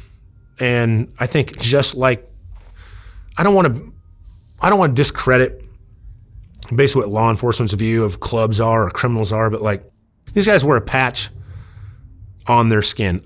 Visibly, they say, I am a one percenter, I'm an outlaw, I'm this. But they also claim they don't commit any crimes. And I don't think as a whole the club necessarily sanctions crimes or necessarily is directly involved. It's not like the mafia where they pay up to each other. But if a brother needs help, they help a brother, And I think they understand each other may do criminal stuff. And even though they do criminal stuff, people are scared of them, right? Because they are violent. They beat the shit out of each other. Like other club comes into your city, your state, your county, and they don't have permission or they haven't checked in. Someone's going to check them, They shoot each other, they hurt each other, but the violence doesn't normally flow outside of that too often. Doesn't make them less criminal or more criminal. It's just, I think it's important to say it wasn't the whole club involved, but individuals in this club were doing it, and probably high-ranking members of the club were aware they were doing it, but they were letting them do it. They weren't part of it. With that disclaimer, we need you to go to this place. This person's going to introduce you. It's going to be a government source. Okay. But this time, I'm not like, yeah, sure, let's go today. I said, well, I want to meet the source. And so I met the source. And I was like, what's your name? Where did you grow up? Where do you live? why are you doing this? So I think he'd robbed like a Walgreens or something, like trying to get Percocets or some kind of dope, got caught up in a case. Had a family, had a lot to lose, and decided it was in his best interest to cooperate with the government, and he was going to be my lifeline, my introduction to these guys.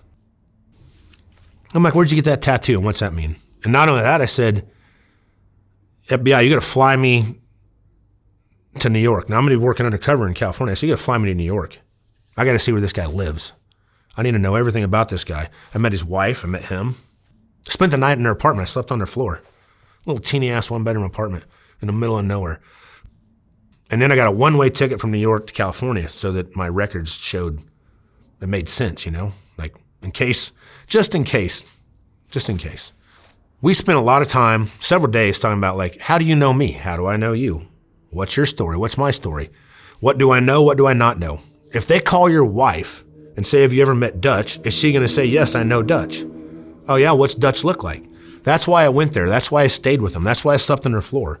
I wanted to make sure that this time I wasn't walking into something that could get me killed, because it could, but also that I couldn't fail at again, you know what I mean? I'm learning lessons. So we're all prepared. And I said, so from now on, every time you go meet these guys to do a deal or do anything with them, I want you to talk about me. Even though they've never met me, every time you see them, say, oh, remember this guy? Oh, well, I'll have to ask this guy. And we'd come up with a name. He had made up a nickname that made sense. And I was like, okay, I'm that guy. I think he said I was going to be Bones. So every time you go there, every time you fly there, every time you're with these guys, yeah, Bones, I'll talk to Bones. Let me talk to Bones. Bones is a man. Bones. We're ready. So now the day comes. The case agent says, all right, we're going to fly you out.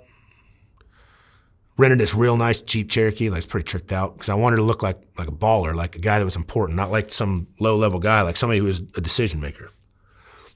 I got this guy with me, the source, who we've agreed on. I'm Bones, and he's him, and we have our story down.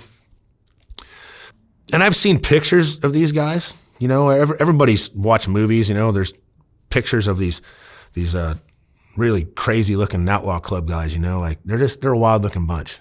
They're pretty impressive looking. I mean, some of them got their stuff pressed.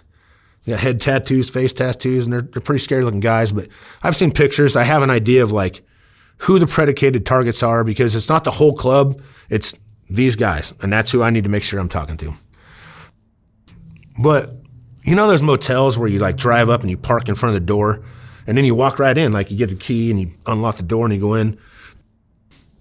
It was like an old hotel, so you can park in front of the door and go right in, or there's like a steel staircase that goes up to second level, and then there's doors up on the second level. Well, I don't know if they bought it or what, but the club had control of this whole, almost like an old hotel with the drive-in like that. And also it was completely wrought iron fence gated, and it had a security code to get in the gate. So me and this guy have come from New York, and we're ready to do our deal.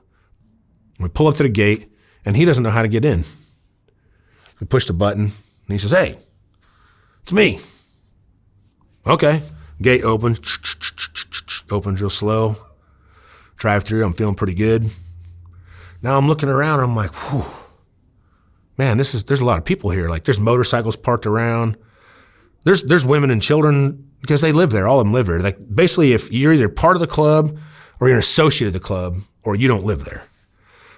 There's pit bulls running loose around the neighborhoods. It's all inside a fence. It's a pretty big area. And I'm thinking through my head, like, what do we talk about? What's your story? These guys are prepared to interrogate you. What's your story? So we pull up, get out of the Jeep. He gets out of the Jeep. Guy comes walking down the stairs. And he's the boss. He's the head dude. And he's like, hey, what's up? And he goes, this is my buddy Dutch. And I'm like, Dutch? I thought it was Bones. We've been talking about this for a year. Like, we have put this story together, like it's survivable and believable. And the first thing out of his mouth is like, yeah, this is Dutch. I'm like, whew. Okay. All right, I'll roll with it.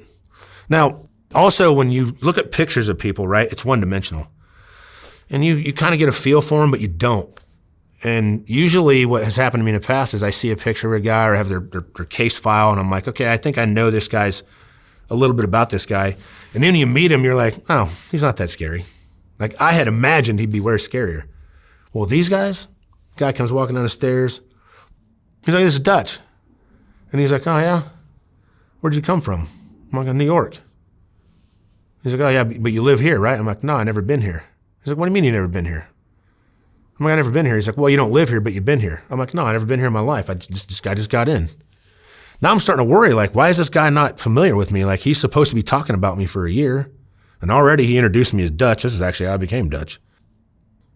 He didn't say the name we agreed to say, and now he's questioning me right off the bat. Like, we're not even going to buy anything. The guys are just trying to get to know me, like just figuring out. Like, we haven't even done a deal yet. This is 5 minutes of pulling in. Guy turns around and says, all right, well, come on upstairs. Turns around and walk up the stairs, and he got eyeballs tattooed on the back of his head. Like, looking at me, and I'm like, all right, I'm in. We got this down. Just be calm. Don't escalate it. Don't panic. Walk up the stairs, and he starts asking me more questions and more questions and more questions. And I'm answering them, but I'm also thinking in my head, like, did this guy mess it up? Did he tell him something different? Did he change his mind? Did he just walk me in here to give me up so like to save himself? Like, I'm really getting a little worried. But I'm also like, all right, we ain't doing any dope. We're not doing anything criminal. We're just meeting people. And this particular guy with the eyeballs tattooed in the back of his head, these guys will probably watch this and they'll be like, he's talking about me. They'll probably know I'm talking about him, and they were some scary dudes. And I thought, well, I'm prepared. I can handle this. Walked downstairs. He says, you know what, Dutch? I want you to meet my sergeant at arms. I'm like, whew. Now I know, just from what I know, the sergeant at arms that's like their enforcer. That's the guy that handles shit for them, That's the guy that takes care of business when it needs to be taken care of. And I'm like, well, I just got here. I don't think I need to meet the sergeant at arms, but I guess we're gonna. So walk down the stairs, and the door, like hotel room door, but they're converted into apartments, it's open. And he's like, hey, get out here. Nobody answers. It's dark in there. Like, I can't see, but like my imagination's going crazy, right? I'm like, oh man, what's the sergeant at arms look like? This guy's got eyeballs tattooed in the back of his head. Our story's already kind of hinked up, and I'm not sure how it's going to go. And now I got to meet the sergeant at arms, and we're in a wrought iron fence that I don't know that any security or tactical team could get into without any kind of preparation. And I'm like, okay, hey. And I hear this voice inside, what, motherfucker? And I'm like, he goes, Dutch is here. Now out walks this guy, right? Like, I can see him coming out of the dark. He's walking at me. He's got a pair of green shorts on, long green shorts, no shirt. Wait, before he walks out, this huge pit bull comes like walking out the door. And my imagination's going crazy, right? And the dog's coming out, and disgustingly, he's like well endowed, and it's just like hanging on the ground, swinging around. And he comes walking up, looking mean. He sniffs me. And I'm like, fuck. Even the dog knows I'm a cop, man. We ain't getting out of here, you know what I mean? Like, I'm terrified. So then this dude walks out, the sergeant at arms. Walking out the door, he's got no shirt on and green shorts. And then as he comes into the light where I can see him, he's a pretty big dude. And his head's shaved, and he's got a tattoo of like a skull on the top of his head, and the teeth like come down like toward his eyes right here. And he's got the state of California tattooed down his jawbone, like the whole side of his face with a number in it, which signifies their club. And I'm like, holy shit.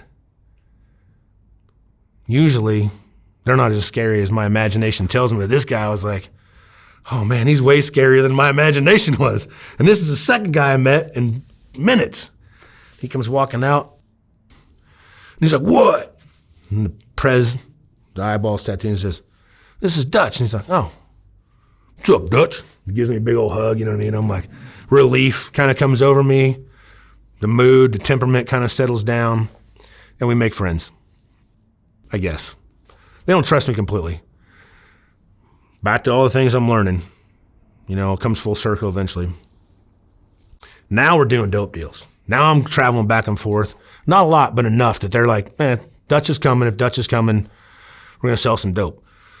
They got these skinheads that they're getting the dope from, and they're pretty scary dudes too. I mean, they've been in prison a lot, and they got just as many tattoos. I mean, I don't know what it's like for the rest of the world who lives in the world they live in, but the other side of the world, if you haven't been in it and seen it, it's hard to imagine. Like, their stories and their lives are just crazy to like, I guess what I'd call normal people. It's normal to them. My life's normal to me. And even if I guess you live in a country club and you drive a Range Rover, that's normal to you too. But this side of the world, most people will never know or never see. And these guys are crazy looking, right?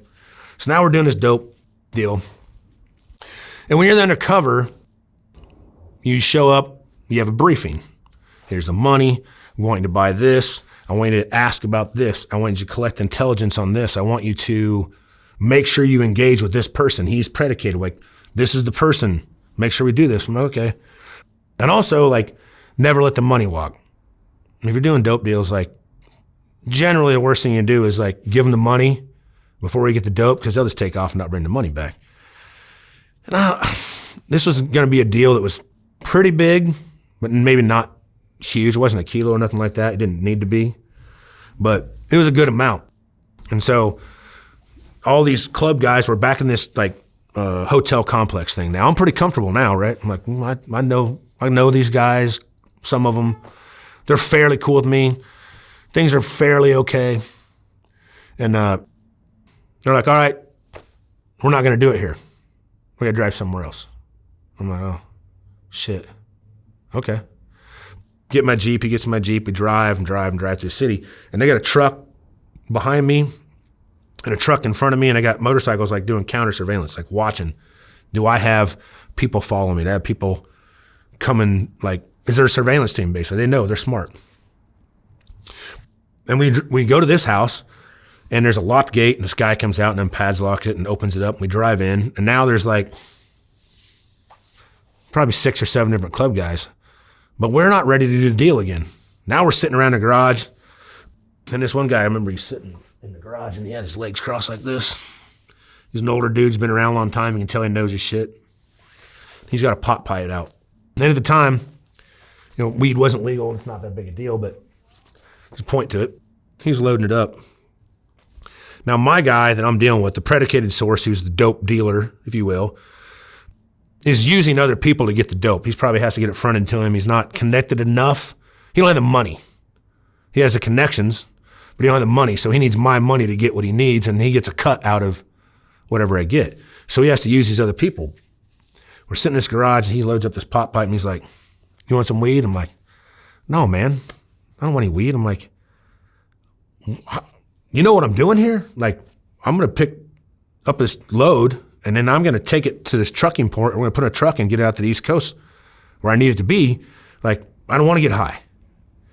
And he keeps packing it, and he's sitting there. He had no shirt on. His cut's hanging there. It's all decorated out. He's like, yeah, it's all right. It don't matter anyway. He goes, if you're a cop and you say your life's in danger, you can smoke dope, you can do whatever you want. They let you do it. So I guess it won't matter anyway. He lights it, smokes it. The guy that I'm dealing with is like, dude, what the fuck? Stop busting, you know, stop giving him shit. Like, we're trying to get a deal done. Like, he don't smoke dope. I don't smoke weed. And they let it go. Now we drive this other house. Again, counter surveillance with this. I have this security surveillance team trying to keep up with me. Another locked gate. Different motorcycle club. Got the colors everywhere. It's crazy looking dudes there too. Like, this is the first time in my life where, like, every time I meet somebody that's really intimidating and scary looking, like, there's another dude that's scarier or intimidating looking again, and there's more and more and more. Go in this guy's house. The weirdest thing, man, he said, come on, I want you to see my room. And I don't know why he wanted me to see his bedroom, you know, but I don't know. Come on, you got to see this. When I walk in, he's got women's panties, like, stapled to the ceiling. I mean, like, hundreds of pairs just hanging around this room, like, okay. Like, it was just a moment, you know what I mean? Where I was like, this is weird, but all right, well, cool. I guess they're like his trophies or something, you know? And I'm like, well, hey, look, you know, I don't want to be here anymore. You guys got me driving all over the place. What are we doing? Oh, it's on its way. I'm like, what do you mean it's on its way? Like, I thought we were going to do it here, and now we drove to this place, and we hung out there for an hour, and now we're here, and still ain't here, and I should be leaving, but I don't want to leave. Up rolls this blue Camaro with, like, big wheels on it, pretty tricked out looking gangster car, and out hops this skinhead. I mean, hardcore skinhead dude. Has the blue tattoos from prison, head's busted up, and he's just as scary looking. And he comes walking back with this red and white cooler, and it's got all the meth in it. And he's like, where are you from, man? I'm like, New York. He's like, oh, yeah, I'm from there. I'm like, well, I mean, I'm not from there. I just live there right now, but I'm from somewhere else. And he starts to interrogate me. And I talk my way through that because I'm more prepared this time, and me and the source have put our story together, and a legend makes sense. We talk our way out of that. Buy the dope, and we're allowed to leave. Come back 2 weeks later, go to the compound. Remember, the rule is never let the money walk. Don't give them the money till you get the dope. That's a rule, and we all know that, and I know that. And I had ordered up whatever I'd ordered up, pound or two or whatever it was. And we get to the compound. He shows up an hour later, rolls in the same Camaro. But now I've somehow kind of like made some associates in this like hotel compound thing they have, right? Like guys are willing to talk to me a little bit. Not like, they trust me, they don't trust me, but either way, they're giving me information. And I know this guy, Jim, is going to show up because he's the guy that always brings the dope, the skinhead guy. But he's not there yet. And he's getting the gate. He rings the gate. Like, oh, he's here, he's coming in. And he goes, hey, man, just so you know, like, they're going to take our phones away from us. I'm like, what? Yeah, they got RF detectors. And they're going to scan for transmitters, and they're going to take our phones, and we're going to bag them up before anything goes down. And I was like, oh, shit. Because now I'm wearing a transmitter. And because I was at this other white supremacist thing, when the transmitter thing went off, I knew what it was about. And so I think there's maybe 5 or 6 guys there, right? Because they're always in a group together. And I know that he's just at the gate. He's about to pull in. And now I know, thank God, the guy told me there's an RF detector. So I'm trying to figure out how to get, I don't want to give up too much trade crap, but how to get the device and get it turned off before he gets there. And I mean, now I'm scared because I'm like, holy shit, dude, there's a gate. There's no way in and out of here. And I know he has a detector. And I get the device and I turn it off like, man, I'm telling you, like in the nick of time.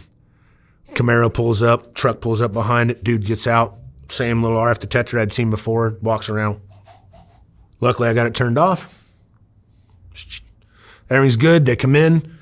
But now, my security and surveillance team, the people that are like my rescue team and the people that are supposed to be like doing surveillance to find out who's coming and going, who's bringing money, who's bringing dope, who's doing security, who's doing whatever. Well, they can't hear me now. But I'm caught up in the moment, so I've turned it off, and I know, like, well, I guess I assume they can still hear me, forgetting I'd turned off the transmitter. And when the guy gets out of the car and he comes in, we're in this little one-bedroom apartment. It has a gas stove, little living room, there's a bathroom, and 1 bedroom. And there's probably like 6, 7 guys in there. Comes around, give me your cell phone, give me your cell phone, give me your cell phone. Everybody puts their cell phones in this guy's hat, and he takes them to another room. And me, the main dude from the club that I'm dealing with, and this other dude go into the back bedroom by ourselves, just like us 3 and maybe one of their security guys. And the guy didn't bring the right amount. Like if I had ordered 2, he brought 1. He didn't have what I was supposed to have, and I had all the money for what I wanted, and I was like, hey, I don't want 1, I wanted 2. He's like, oh, well, I'll go get it. But I already gave him the money. I was supposed to give him money to get the dope, but he had the dope, but just didn't have the right amount of dope. Hang on, I'll be right back. Like, shit, how do I talk my way out of this, right? Don't let the money walk. Don't let security and surveillance team know, like, just you can't do that. Well, he takes off, and I'm thinking, well, that's probably not that big a deal. This will help. They'll follow him back to wherever the stash house is, like where they keep all the dope. He's got the money, so if he's going to pay somebody else, well, now we'll bring in another person, another house, another place. It's better for the whole deal. I'm like, this will be good. But I didn't know it was going to take 4 hours. So now I'm in this apartment complex hanging out with these club guys, and this Mercedes pulls up, and now more guys get out. And I have the amount of dope that he gave me, and I'm holding it, right? And I'm like, fuck. I just want to leave so bad. So Mercedes pulls up, and these guys start walking in these black trash bags, setting them in this little teeny apartment. And it's getting pretty crowded in there now. Like, there's a lot of people, and the problem with that is there's a lot of people being like, who's that guy? Oh, it's Dutch. Who's Dutch?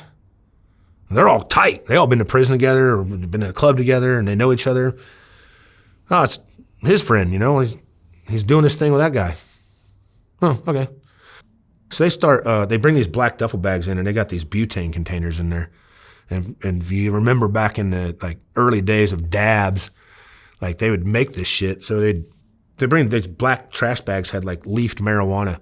They had these illegal marijuana grows out in the mountains. We're up in Northern California.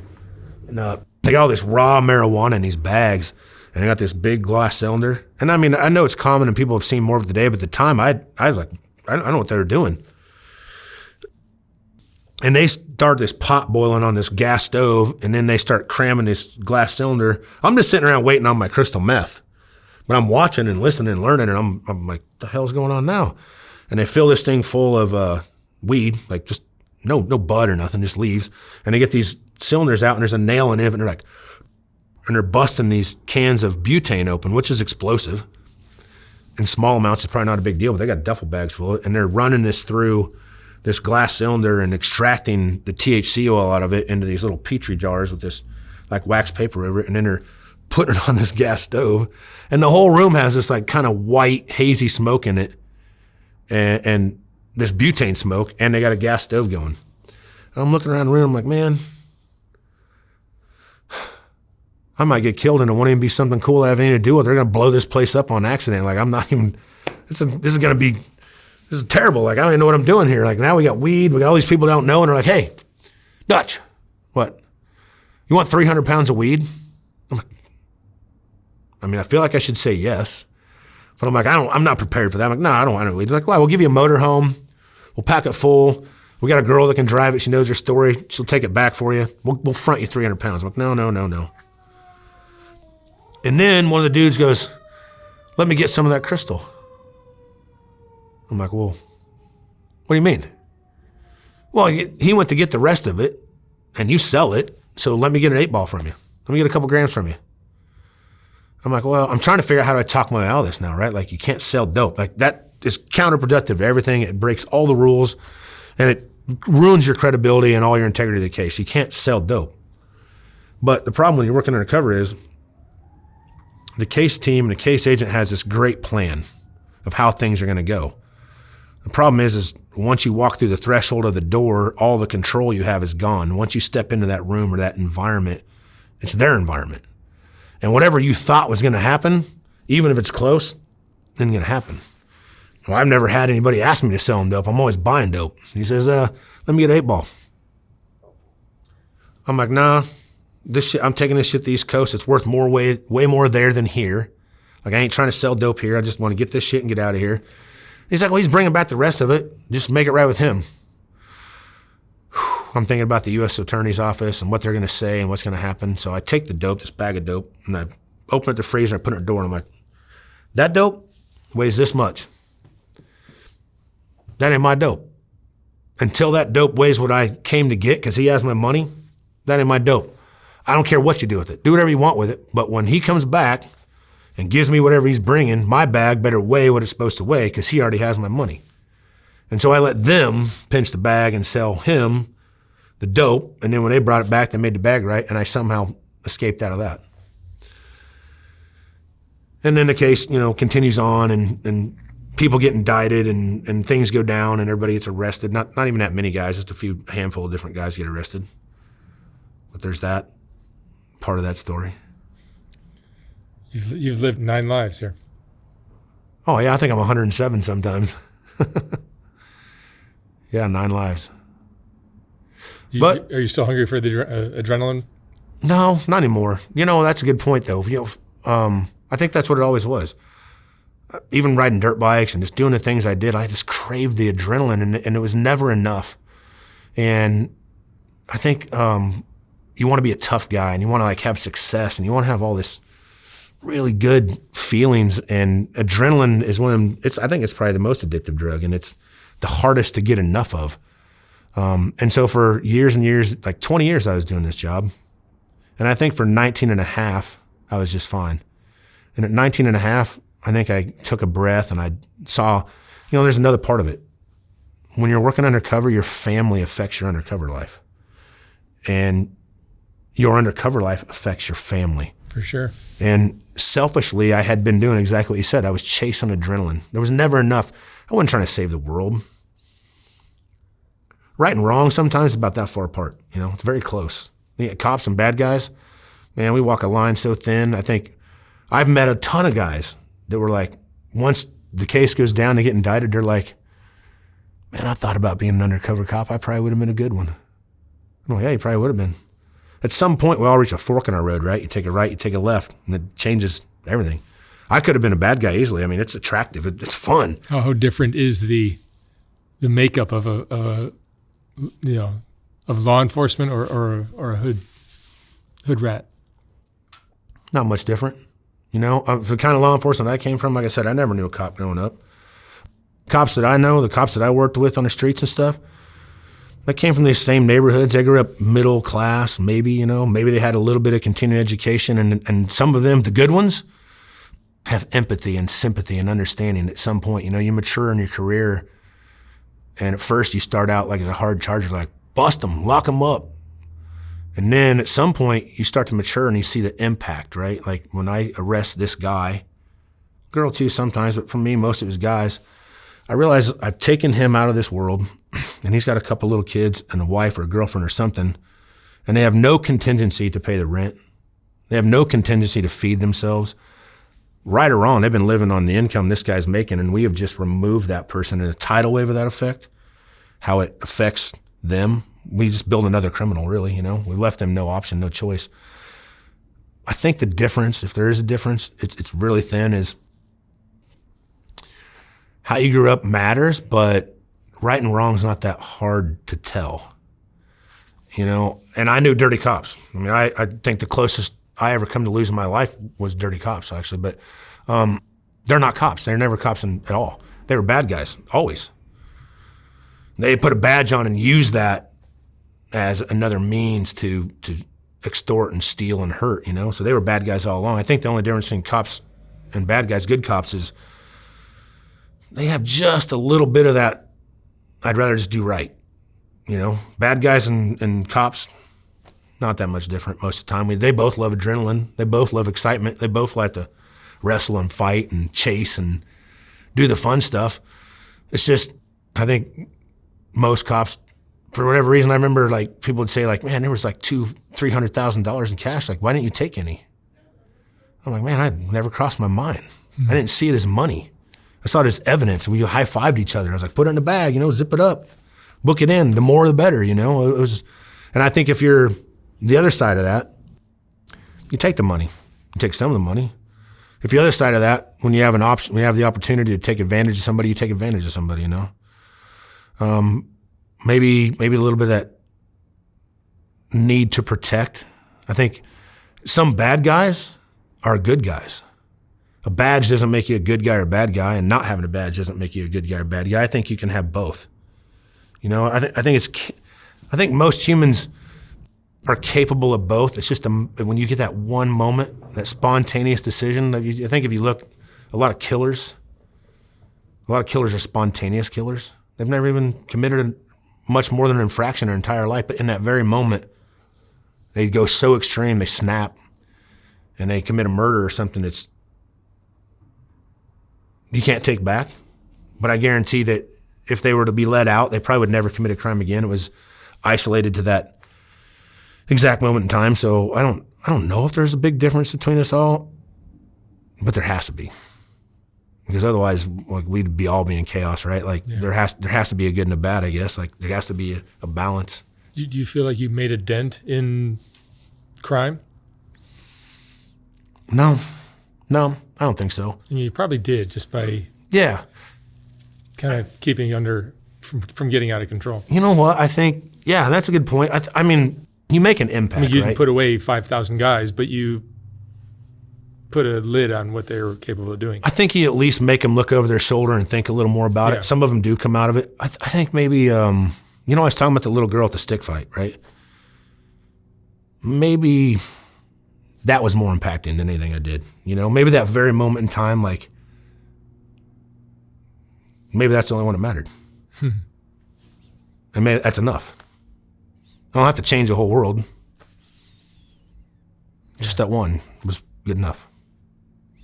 Dutch, let me ask you one last question. What would you say is the most important lesson you learned in all of this? empathy, sympathy, understanding how invisible people can be, but they're still important, I guess, you know what I mean? Like, now, not to discredit, the bad guys are easy to talk about. Dude, the police officers, American law enforcement, some of the greatest people ever. Some of the greatest people ever. Humbled to have worked with them, humbled to be around them, humbled to learn from them. That's the difference between the good guys and bad guys right there, probably, you know what I mean? Yeah. All right. Dutch McAlpin, thank you so much for sharing your stories. And you got to have a book or a movie or something about it. It's I don't know. Fascinating stuff. Thanks, man. All right, man. Thank you How so long much. was that? 2 hours. No way. 2 hours. Holy shit. Thanks, man. When I was designing the first Soft White Underbelly book, I realized that there were so many great portraits that weren't going to make it into that book. They just wouldn't fit. And once I saw how well that first book sold, I knew I'd have to design a second book. This second book is finally ready to ship. Like the first one, this book has a collection of some of the best portraits from Soft White Underbelly, accompanied by a quote from that person's interview. This book features another group of Rebecca portraits, as well as a collection of color images of the Whitaker family, and plenty of others. You can order yours for $125 or $150 for a signed copy at softwhiteunderbelly.org. Again, like the first book, once this book is sold out, I will not be printing more of them. The portraits are what Soft White Underbelly is all about, and these 2 books contain the best of all that work. Thank you for watching.